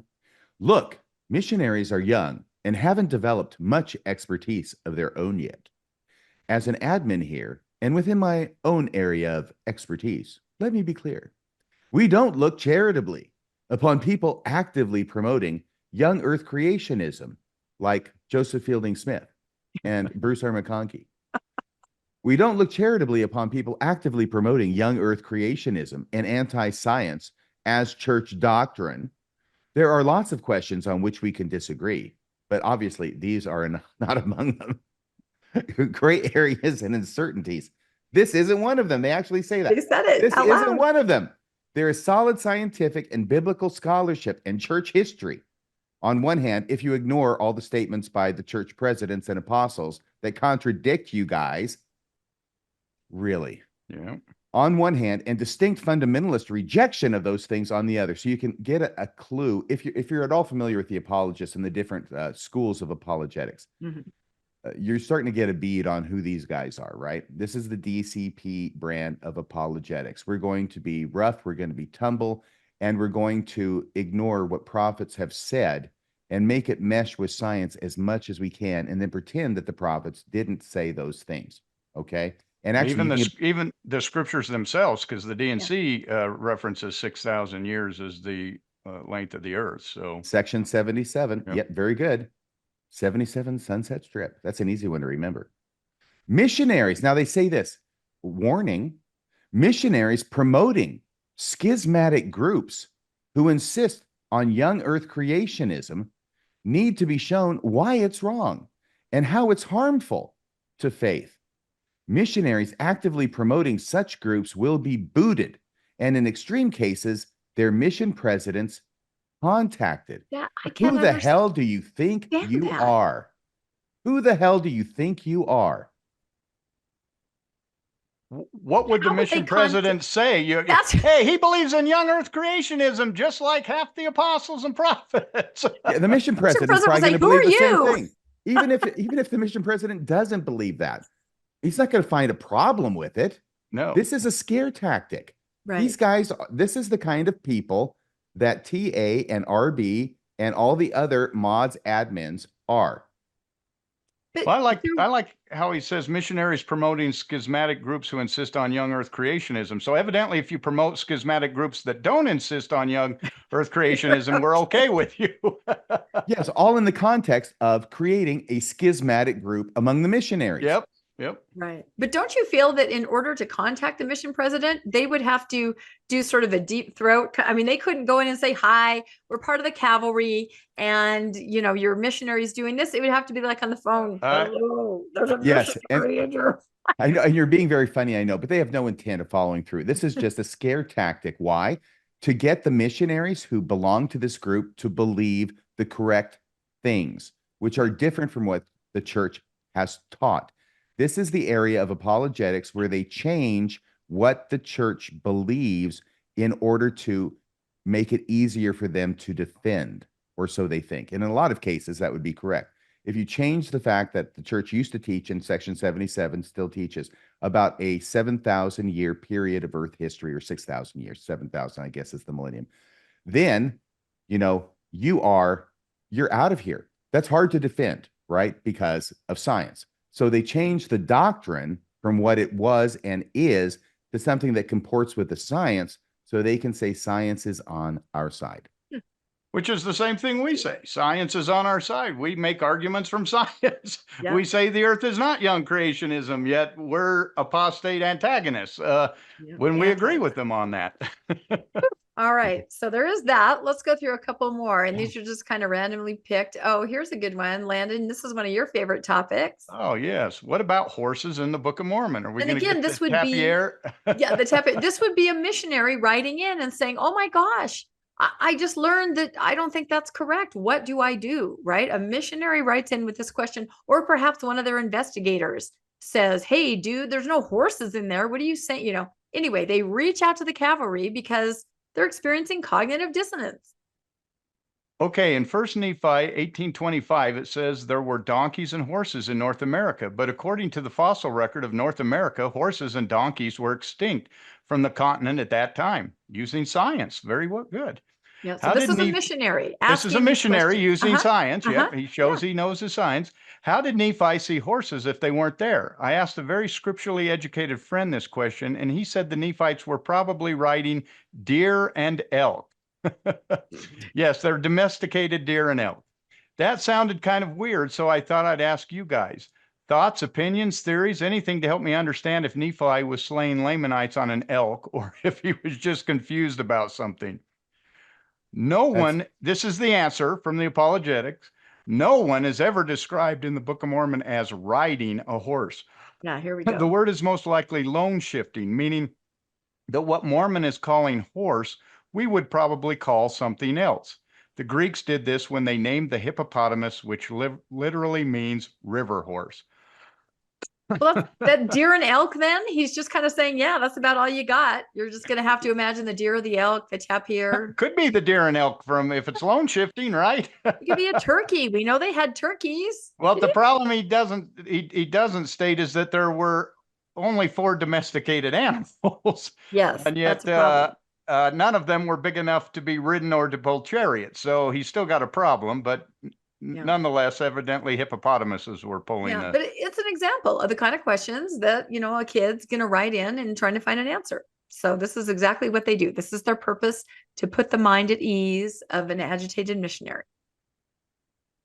Let's see what else they're asking about. Oh, here we go. Oh, good one. Yeah, this is a good one. It says, I'm struggling with Joseph Smith's character. So I like this one. I'll read this one. I actually have kind of another monitor to the side. So if I turn like this, it's bigger, I can read. So Joseph's revelations, this is the apologist answering the question someone wrote in to ask, what about Joseph Smith? What about Joseph Smith? Joseph's revelations call him to be many things: a prophet, a seer, a revelator, a translator, but they never call him to be our exemplar, right? Not a good example.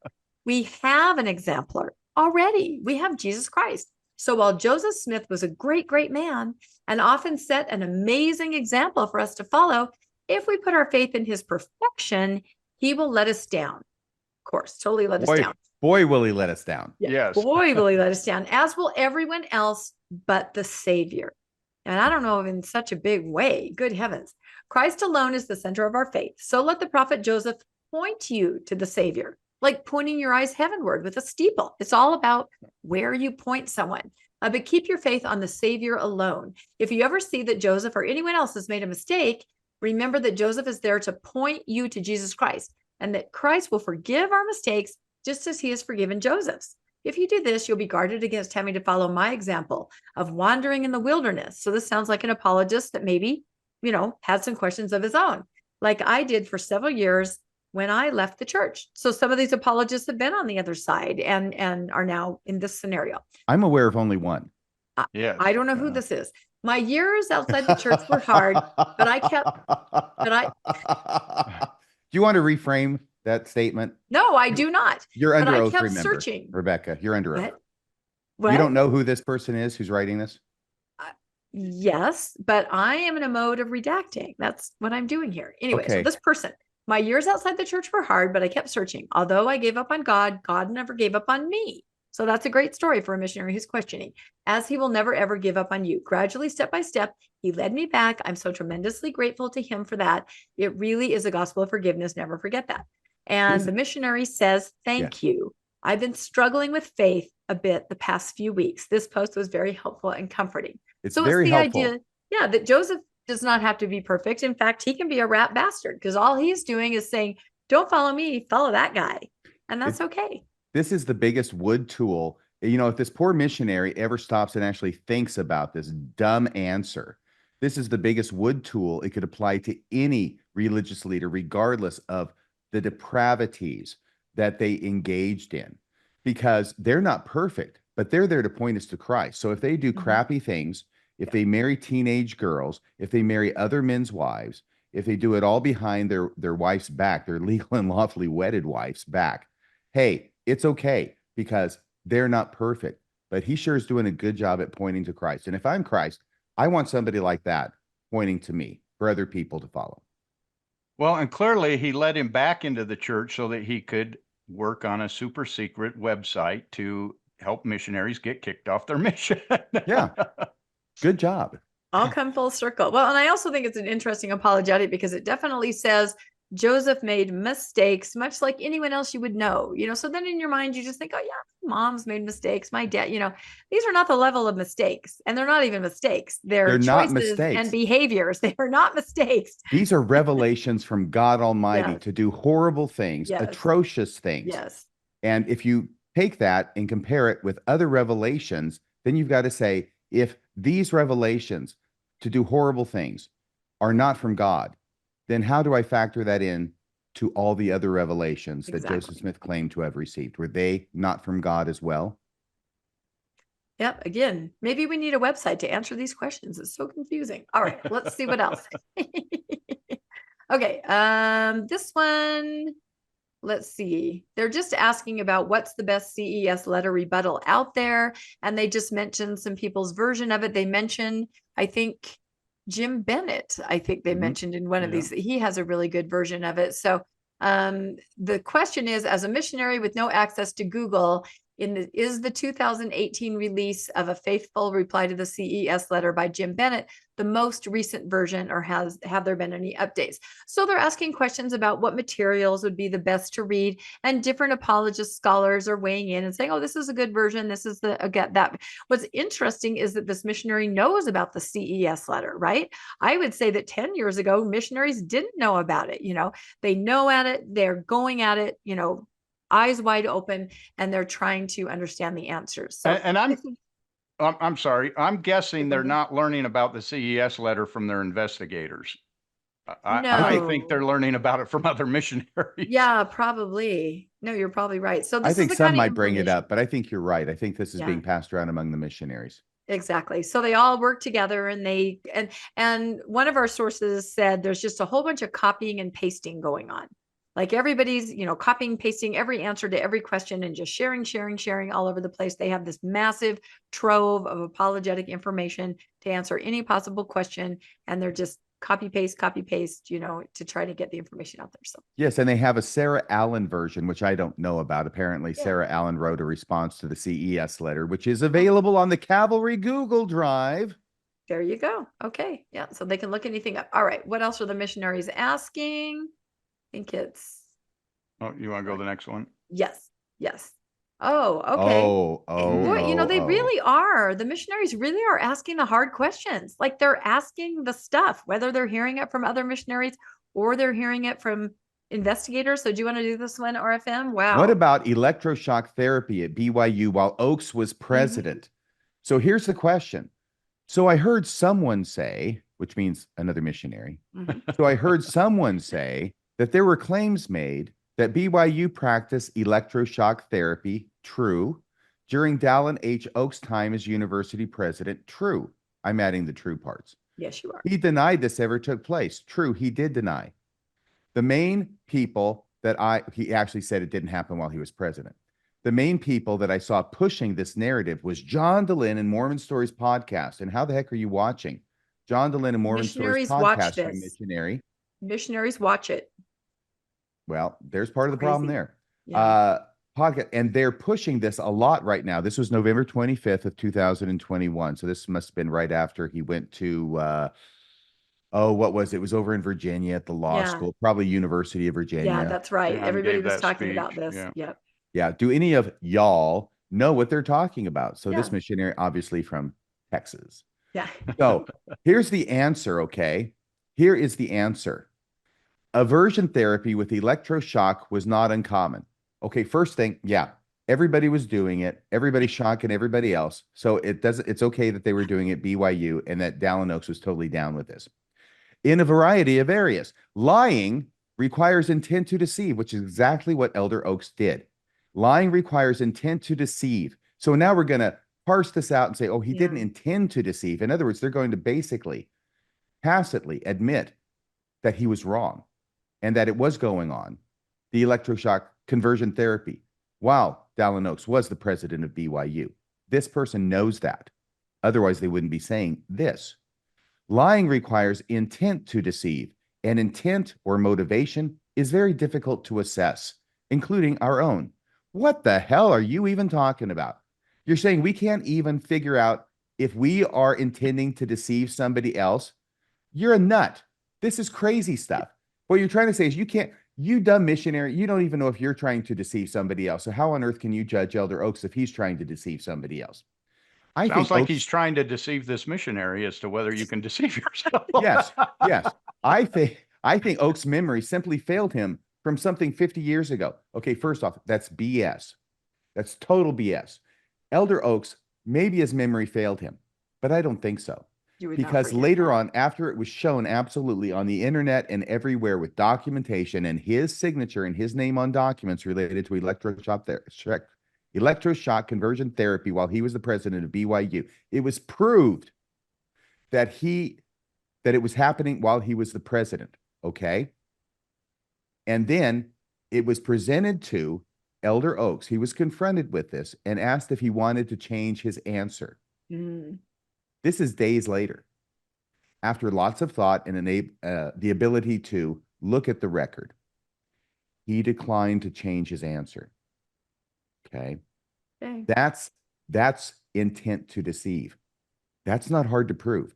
That's an intent on his part to deceive. Proven 100% right there.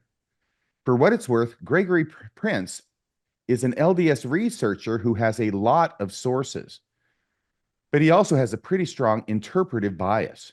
Doesn't mean he's wrong per se. I have some well-informed historian and progressive friends who think his book on Leonard Arrington isn't even worth reading because of the bias. Wow, they dodged that question. Gregory Prince got involved in this somehow. I don't know why he goes to Gregory Prince. Maybe he was brought up somewhere else in this thread. I feel like the missionary, this answer goes, okay, somebody who knows more than me knows. And so I'm not going to worry about it. You know what I mean? I don't think the missionary, he doesn't need an answer. He just knows that someone else says it's okay. So it's okay. It's pretty rich, whoever wrote this from the cavalry, accusing Gregory Prince of having a pretty strong interpretive bias. Yeah. Even when he says, oh, it doesn't mean he's wrong. Can't keep track. I'm losing my focus. This is making my head spin. No joke. All right. What else are they talking about? And again, by the way, this is why once I came to the point where I started, and this was long before I stopped going to church. where I started being able to accept the truth for what it was, regardless of what it said about Mormonism or its leaders or its doctrine or its history. It was like a breath of fresh air, because so often all you get from apologists is this kind of crap. It's Yeah. not designed to explain anything. It's designed to hide and obfuscate. Yeah, no, I Right. think that's exactly it. And so here's a big one. I mean, they really are hitting all the big issues. My investigator asked about the priesthood ban. What do I do? So here's a mission. And again, I'm putting these titles in red just to kind of preface what we're going to read. So this missionary says, can somebody hit me with a copy and paste response to this? And then they have copy and pasted something that it sounds like an investigator has texted back to them. Bro, I've been like you, but you're legitimately in a cult. Black people were slaves in heaven, according to early doctrine. The only reason Black people can have the priesthood now is because BYU is about to lose federal funding due to discrimination laws. Well, there you go. This investigator kind of knows what's going on. So I'm not going to read this entire apologetic, but here in the very first line, the apologist scholar says, say this. Getting bullet points from anti-Mormon websites doesn't make them true. Here are some of the actual facts, and then they just go through this whole, I mean, each one of these slides could be an episode, of what apologists say. But here they are saying back to the missionary, oh, say this. Can I bring up As they- something here, Rebecca? 'Cause Yeah, this- no, this- you can parse out whatever you want. This thing So- really chaffed me, Okay. or chafed me. Anyway, Oh, it's one of probably those both. things. It's We're one going to of go those there things. again. Uh-oh. No, here are some actual facts that all historians agree on and that you can verify for yourself. Our foundational scripture says all are alike unto God, black and white, bond and free, male and female. Of course, which raises the question is, why couldn't Black people have the priesthood to go to the temple for 125 years? When your foundational scripture says that they're equal. Yeah. Duh. But now here's the next line, which I find especially opprobrious. Joseph Smith received a revelation in 1831 advocating interracial marriage.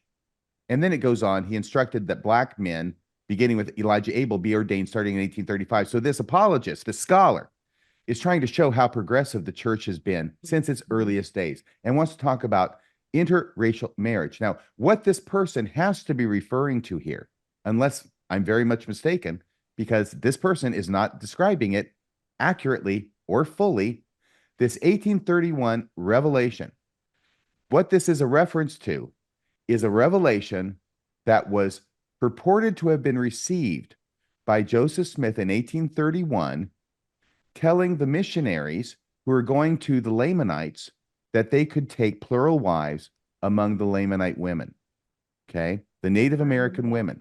Now, I've talked to Brent Metcalf and others about this particular revelation. It's late reported by somebody else, and it seems like it may not be accurate, okay?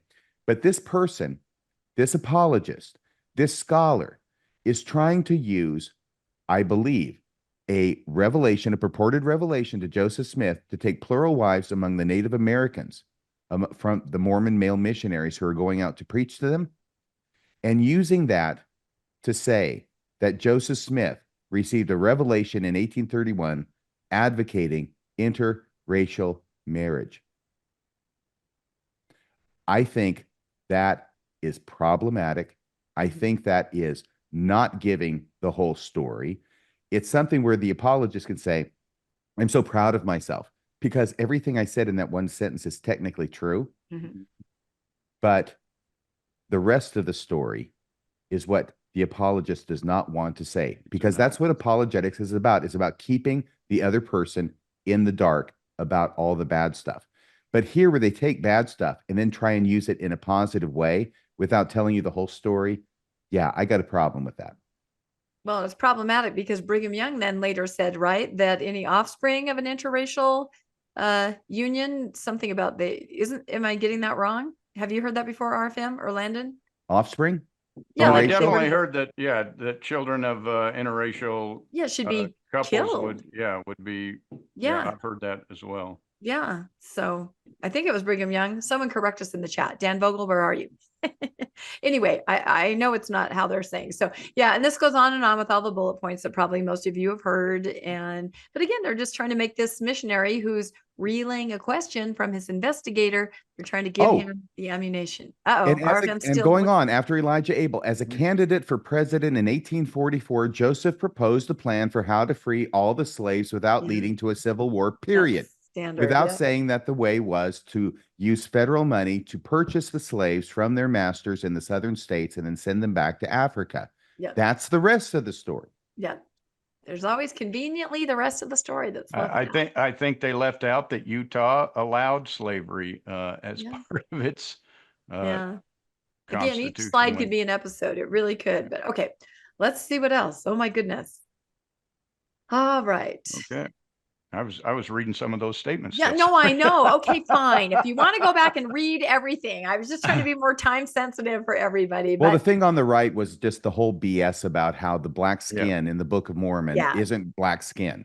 Yeah. Skin doesn't mean skin. Skin isn't skin. There's black no doesn't mean skin black. in this game. That's right. Black isn't color. Yeah. That's right. So I call this one "Fool Me Once, Shame on Me. Fool Me Twice, Shame on Me." It's kind of like what George Bush said, right? The fooler ain't gonna get fooled again, or whatever he said. People are probably too young for that reference. But here they kind of go after an episode that John DeLann and Kara did. Do you want to read this one, Landon? Yeah.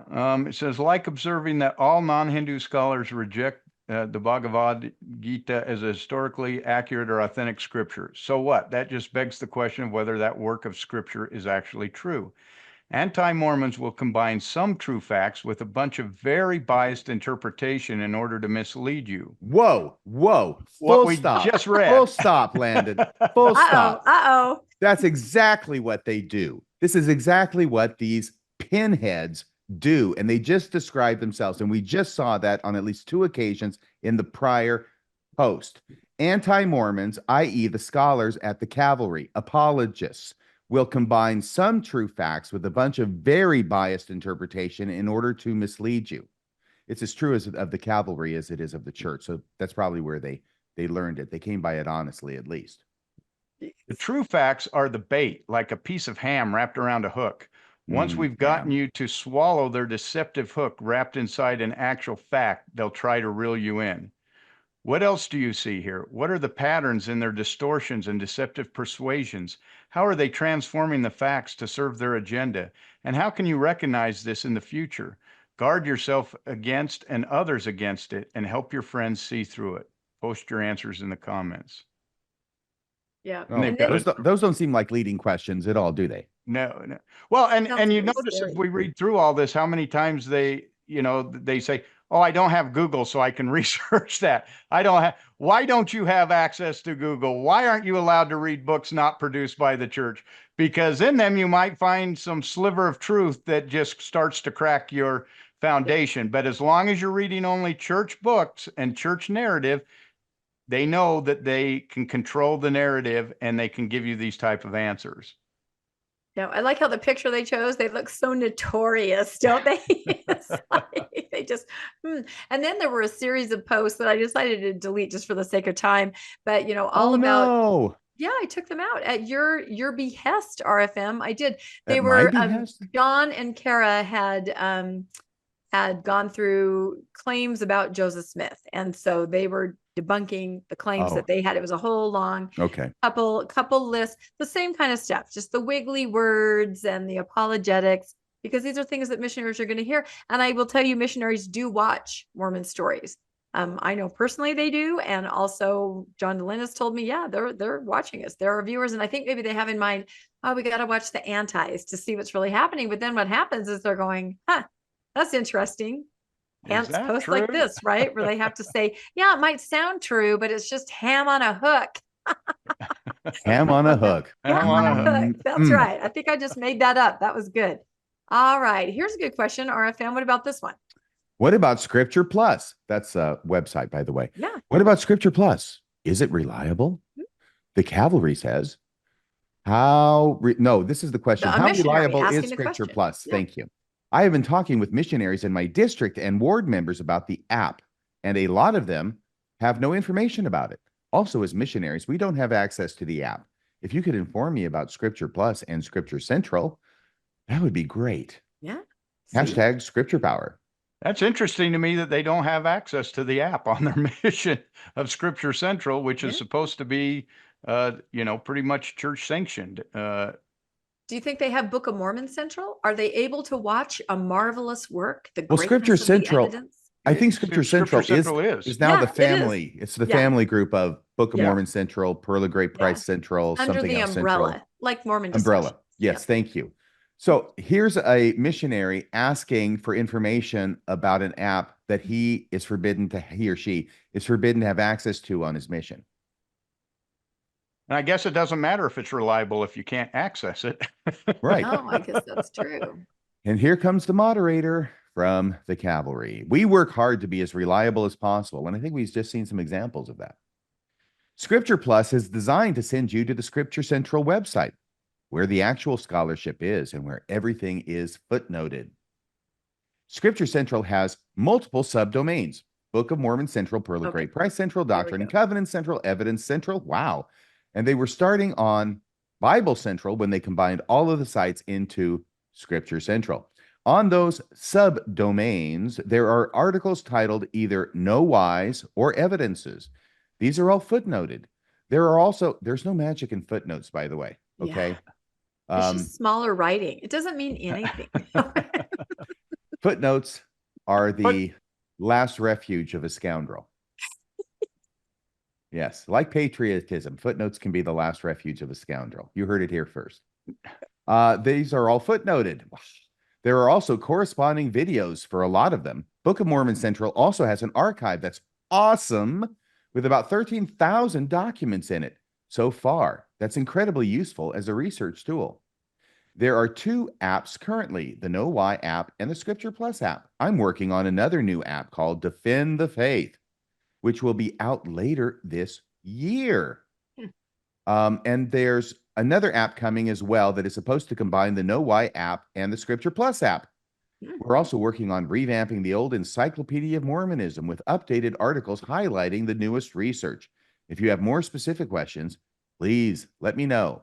So why was it that you included this? What did you think was significant about this, Rebecca? Well, I thought it was just interesting that the missionaries seem to maybe not even trust their own sources, right? I mean, I don't know. Is this considered church approved? They're not allowed to have the app. But I thought it was interesting that the scholar who's answering seems to be involved in Scripture Plus and Scripture Central and have a lot of information about it. So I thought that's exactly what I thought. It sounds like Scripture Central, which is pretty much church approved and church sanctioned, is in on this secret website. Yeah, or at least people who work for them are. Yes. Yeah. Trying to give them the crossover. benefit of the doubt. Yeah. I don't know, but these could be legitimate rogue apologists. We don't know. We have no idea. All right. But these apologists should be out of a job with Scripture Central by Thursday. Well, see, and that's not anything I at all want to have happen. So I do.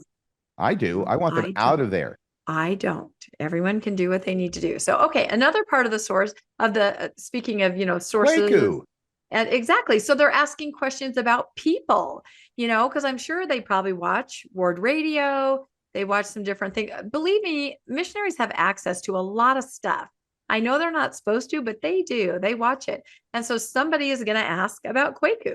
Is Kwaku a trusted source? So the missionary says, I was watching interviews of Kwaku and I just had a thought. Can the church be still true even when the Book of Mormon is not historic? Is that in the concern of many members? Are many members worried about that?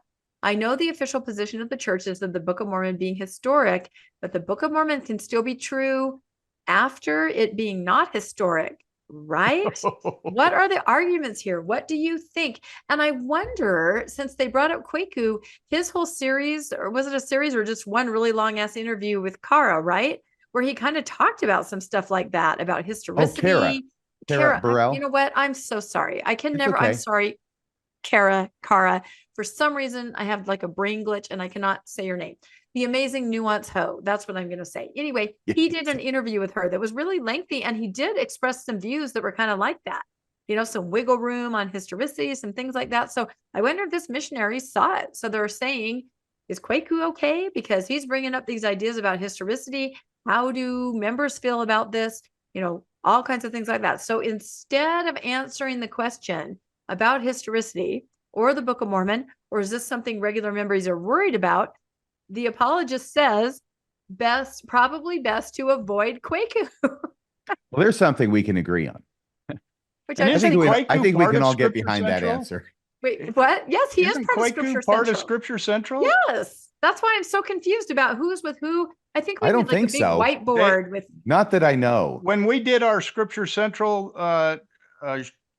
show episode, one of the ones they were showing was Kwaku under Or maybe it was Scripture Central. Carden. It could have been a video with Carden. I think there was some cross-pollination there. Might have So I'm been. not sure what that is. Anyway, It might have been an old video with Yeah, it would have been Saints really old. It Unscripted. would have been several years it would have been old, yeah. older. So Okay, anyway, yeah. so they're trying to find out who's who, like the rest of us are. And if you go to the next slide, it says, oh, there we go. An admin says, and honestly, Keanu is a bad source to follow. There are plenty of good ones. And then the missionary says, so you mean I shouldn't go to Keanu Reeve for scholarly information on the scriptures? Darn it. And then the admin says, definitely not. Stupid autocorrect. So they have a lot of fun over there, right? As they're talking back and forth with the missionaries. So really what the moderator, the admin meant to say was, and honestly, Kwaku is a bad source Is to a follow. bad source to Yeah. follow. Yep. But there are plenty of good ones. So they're Sure. definitely shaping and guiding not only the materials, but the people and the influencers that missionaries are following. Can I just tell you something? Kwaku and I, we've gone back and forth over the years. I would much prefer to sit down and have a soft beverage, a soft drink, whatever, with Kwaku and spend an evening chatting than I would with either of those two morons that we saw debating with the Wow. Protestant minister. And I mean TA and RB, those morons. Wow. You said it. You're just letting loose. All right. So who else do they weigh in on? Okay. Why don't you take this one, RFM? Because this one is a little sensitive. Oh, and I yes, was our really Patrick- shocked. You wrote the question, are Patrick Mason and Steve Pinecker too liberal? Yes. So let's see here. The cavalry, the moderator, says something about, there's something. Is it blanked out? Did you redact something? Yeah, it looks like it's a question about Steve Pinecker's website. And somebody's asking I the see. apologists, do you know about this person? Because the answer is, oh, that guy. So it just makes me believe that somebody was asking, can you tell me anything about Steve? Who is he Okay. or what's he all about? Oh, that guy. Yeah. I haven't watched any of his stuff, but I hear about him a lot. And then I think the same person responded, he's only interested in us as a hobby. So he's only interested in Mormons, I think is what he means, as a hobby. Yeah. He is also openly gay. Hey, wait, what was that rule? What was that rule about sexual orientation? Scroll back 70 slides. That Yeah. we don't use that. We don't Yeah. discuss that. That's why I highlighted that then. Yeah. He is also openly gay, admitted to it in a recent video, and seems to want the LDS Church to become liberal on moral issues like that one. That is probably why he is a fan of liberal LDS like Patrick Mason. He is not an honest actor. Steve, I hope you're listening. He is not an honest actor.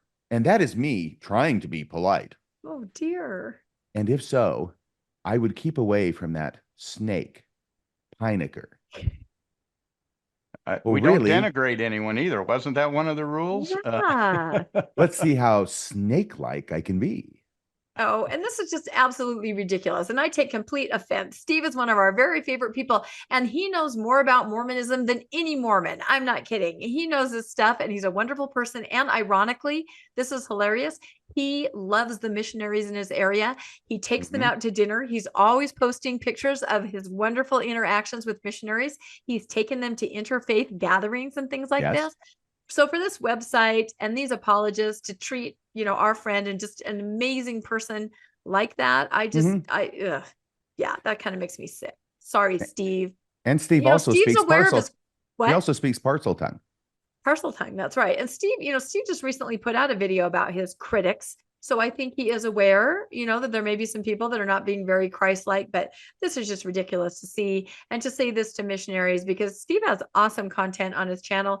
I was the co-host and still consider myself as co-host. We haven't had a chance to do anything for a long time, but all kinds of different people on his program, from faithful Mormons to liberal Mormons to post-Mormons to people of other faiths, Reform Mormon. I mean, he's just about the most even keel guy there is as far as having everybody on. Don't you think, Landon? I mean, don't you take exception to that? This makes me mad. Oh, yeah, absolutely. Steve's one of the nicest guys in the world. We got to spend Thanksgiving with him, and yeah, great guy. And I was surprised that they went off after Patrick Mason. He's an active LDS, the chair of the Mormon studies at Utah State. Well, that's the problem.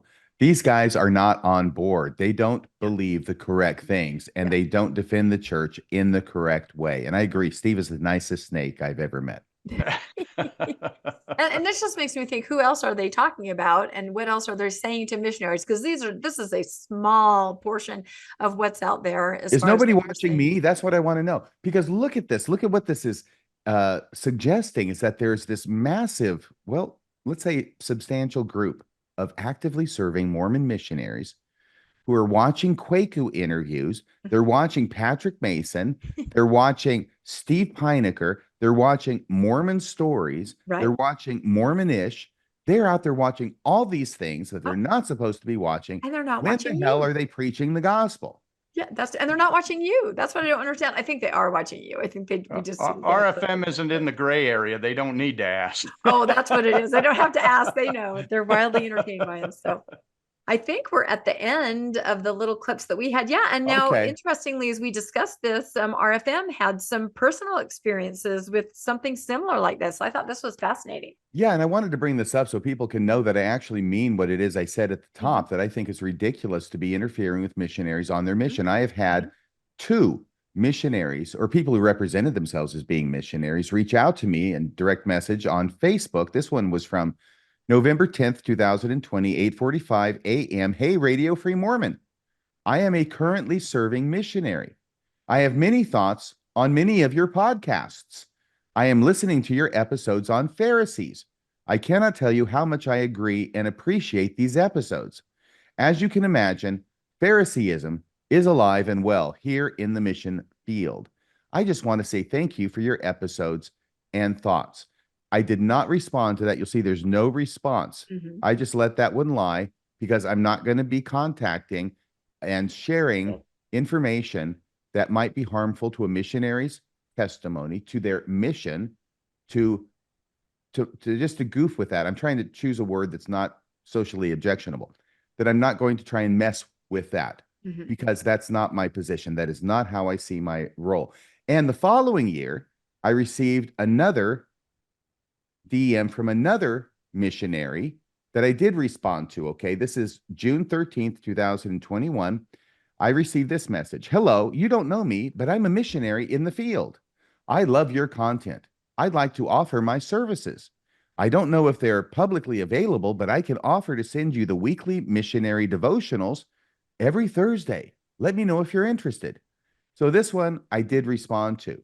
And I responded to it 3 days later on June 16th, 2021. And here's what I said. Thanks so much for reaching out, Nate. I have to tell you, I am concerned that a missionary would be listening to Radio Free Mormon.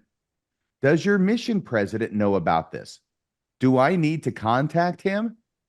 You are your own person and can do what you want. But I would recommend that while on your mission, you focus on missionary work. You have the entire rest of your life to listen to podcasts and do deep dives in Mormon studies if that is your interest. Like Ecclesiastes says, there is a time to every purpose under heaven. I sincerely hope you have a wonderful and productive mission experience. RFM. Yeah, that just shows that you care. You care about the person. It's not an agenda, not trying to pull anyone away. You care about the person and their experience. Time and place right there is that he needs to be in the mission, following the mission rules, doing what you do on a mission. And hopefully the people who saw me get exercised at the beginning and throughout this podcast have made it to the end here, so you can understand this background and why it is that I feel the way I do about these people at the cavalry coming in and messing with people's missions. Yep. and people's missionaries. As I am more missionary respectful. mom, I yeah. am more respectful. Radio Free Mormon is more respectful of mission presidents than these guys at the Cavalry. Radio Free Mormon is more respectful of church leaders than these guys at the Cavalry. And I think that that is exactly backward of the way it should be. And yet, here we are. Here we are. But yeah, I hope that people do realize why we were a little bit triggered and upset, because we all appreciate missionaries. We care about missionaries. We know how hard it is. And you're out there for 2 years, and to have this kind of stuff just simmering around in your mind and being influenced like that, that's not a good recipe for mental health, like you mentioned, Landon. So, and to make it clear, in case it's not, Nate, whose name I used here, I redacted his name like I did of the name of the other missionary contact me on the prior slide. He did not respond to that.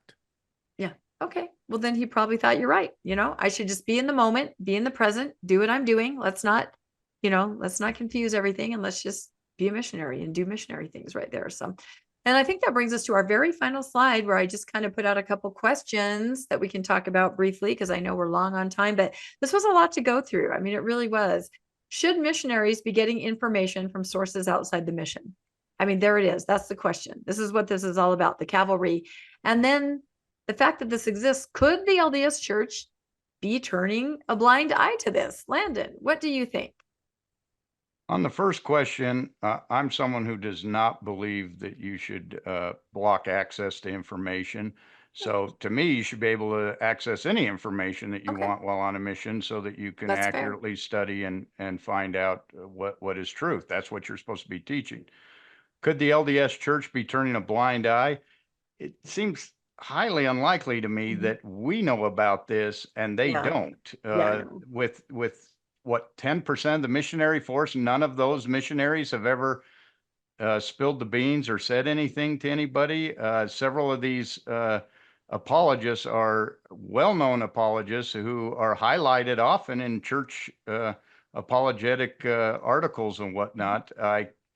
Seems highly suspicious that the church would not know about that, but the fact that they shut down 2 other sites would make me think, but we'll certainly know after Thursday if this is still running. Then we know that they've turned a blind eye to it.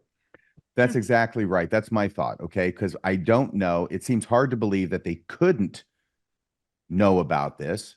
And on the other hand, they've shut down apparently 2 prior permutations or instantiations of this particular kind of group, the Cavalry, right? So I'll give them a week after Thursday. I'll give the church a week. And if they don't shut this group down, then the church is complicit.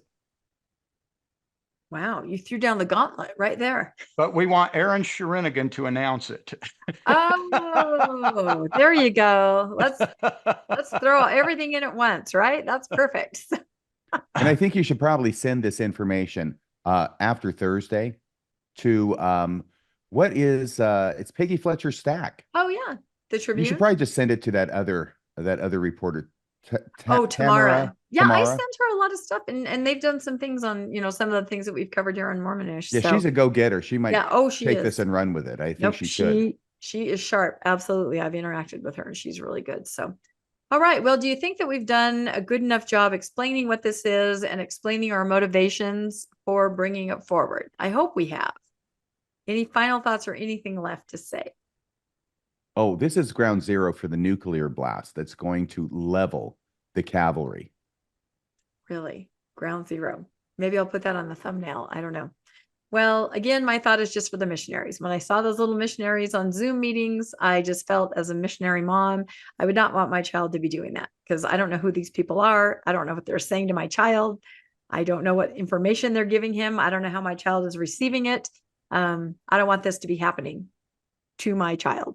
Even though my child's a grown adult, I understand that, but still you're very protective. So, and for all missionaries, not just my child, but anybody, I just don't think it's the way it should be done. I predict this podcast will be the equivalent of the Little Bighorn to this particular Cavalry. There we go. I should have included a picture right there. Was it Dustin Hoffman that was in the Little Bighorn? Yeah. Little Big Man. I think Oh, that was crazy, Little Big Man. That's right. Yeah. That's right. Yeah. crazy RFM just laid it down. Yeah, he laid it down. That's right. With a final movie reference. And Wasn't that nope, Crazy Horse? Crazy Horse was the main antagonist of the cavalry, right? Yeah, I think so. Yeah. All right. Well, I think we've done it. And I think maybe this is just the beginning, honestly. I mean, we just put a few things out here, a few screenshots and, some things from the YouTube channel and some things from the Facebook page. But I know there's a lot more involved, and I'm sure other people may want to dig into this, and maybe other people know more about it than we do. This is the first we'd ever come across it, and it seemed like new information to us. So we're just kind of bringing you our thoughts and feelings about the scenario. So please comment and let us know. Have you heard the cavalry before? What are your thoughts? What are your feelings about this? To us, it's a pretty interesting scenario that I think, like I said, this is just the tip of the iceberg. So please like and subscribe to Mormonish Podcast. And if you'd like to be made aware of when new episodes come out, you can hit that notification bell. If you would like to financially help support Mormonish Podcast, we have links in the show notes to Donor Box. We are a 501(c)(3). Finally, yay! I keep celebrating us because it took us so freaking long to do it, but we did it. So with a good example of RFM and Mormon discussions and Radio Free Mormon, right? And thank you so much, RFM, for coming on. We can't think of a better person to discuss all of this with. And if you choose to go do your own, like take this and run, we will be there watching with bells on. It'll be great. So thank you. You are going to bleep out my F-bombs, right? Well, I don't know if we can. Can we, Landon? I mean, why would we? We can. We can. But, I mean, I don't know. We'll go listen back and we'll see. I mean, there was only one. It was There were very two, nicely actually. placed. Were there two? Yeah. Oh my gosh. I said We it need to twice. hire an This- admin. Doesn't It, anyone want to be? deserved to be said twice. This is more like Mormonism after dark. That's right. Mormonism after. No, we need an admin that knows how to like edit really fast and bleep things out. We need like a kid, like a 13-year-old or something who wants to come work for. One thing we failed to mention, Rebecca, I don't think we mentioned this, but RFM used to be an apologist. He used to be in That's true. this group. So what you're hearing here, he's very knowledgeable about the Yeah. inside track of how That's a apologetics very good work. point. Yep. These that's are the very true. people that made me quit apologetics. And there you go. You said Every it there. every dirty trick that they say the anti-Mormons use, they use themselves, only better. Yep. What I wonder, and I haven't looked through the Google Drive or anything, but I wonder if some of your materials are there. I mean, they Oh, I'm have Terry sure. shirts, they have BYP material, and the missionaries don't know BYP has his own channel and he stepped away. And I just wonder how many former apologists, their material is still circulating out there and inspiring missionaries today. Today's apologetic is tomorrow's anti-Mormon. That should be a bumper sticker. Yesterday's apologist is today's Radio Free Mormon. It's all good. All right, everybody. I think we'll sign off. We've kept y'all long enough. But thank you, Landon. Thank you, RFM. And please let us know in the comments what you think about this whole scenario. It's pretty crazy to us. So thanks, everybody. Bye from Mormonish for now. Thanks for joining us for another episode of Mormonish. We really appreciate our listeners and would love to hear from you if you have a story you'd like to share. You can email us at mormonishpodcast@gmail.com. You can also find us on Facebook, Instagram, and on our website, mormonishpodcast.org. And don't forget to look for us on YouTube and like and subscribe. Keep joyful, everybody.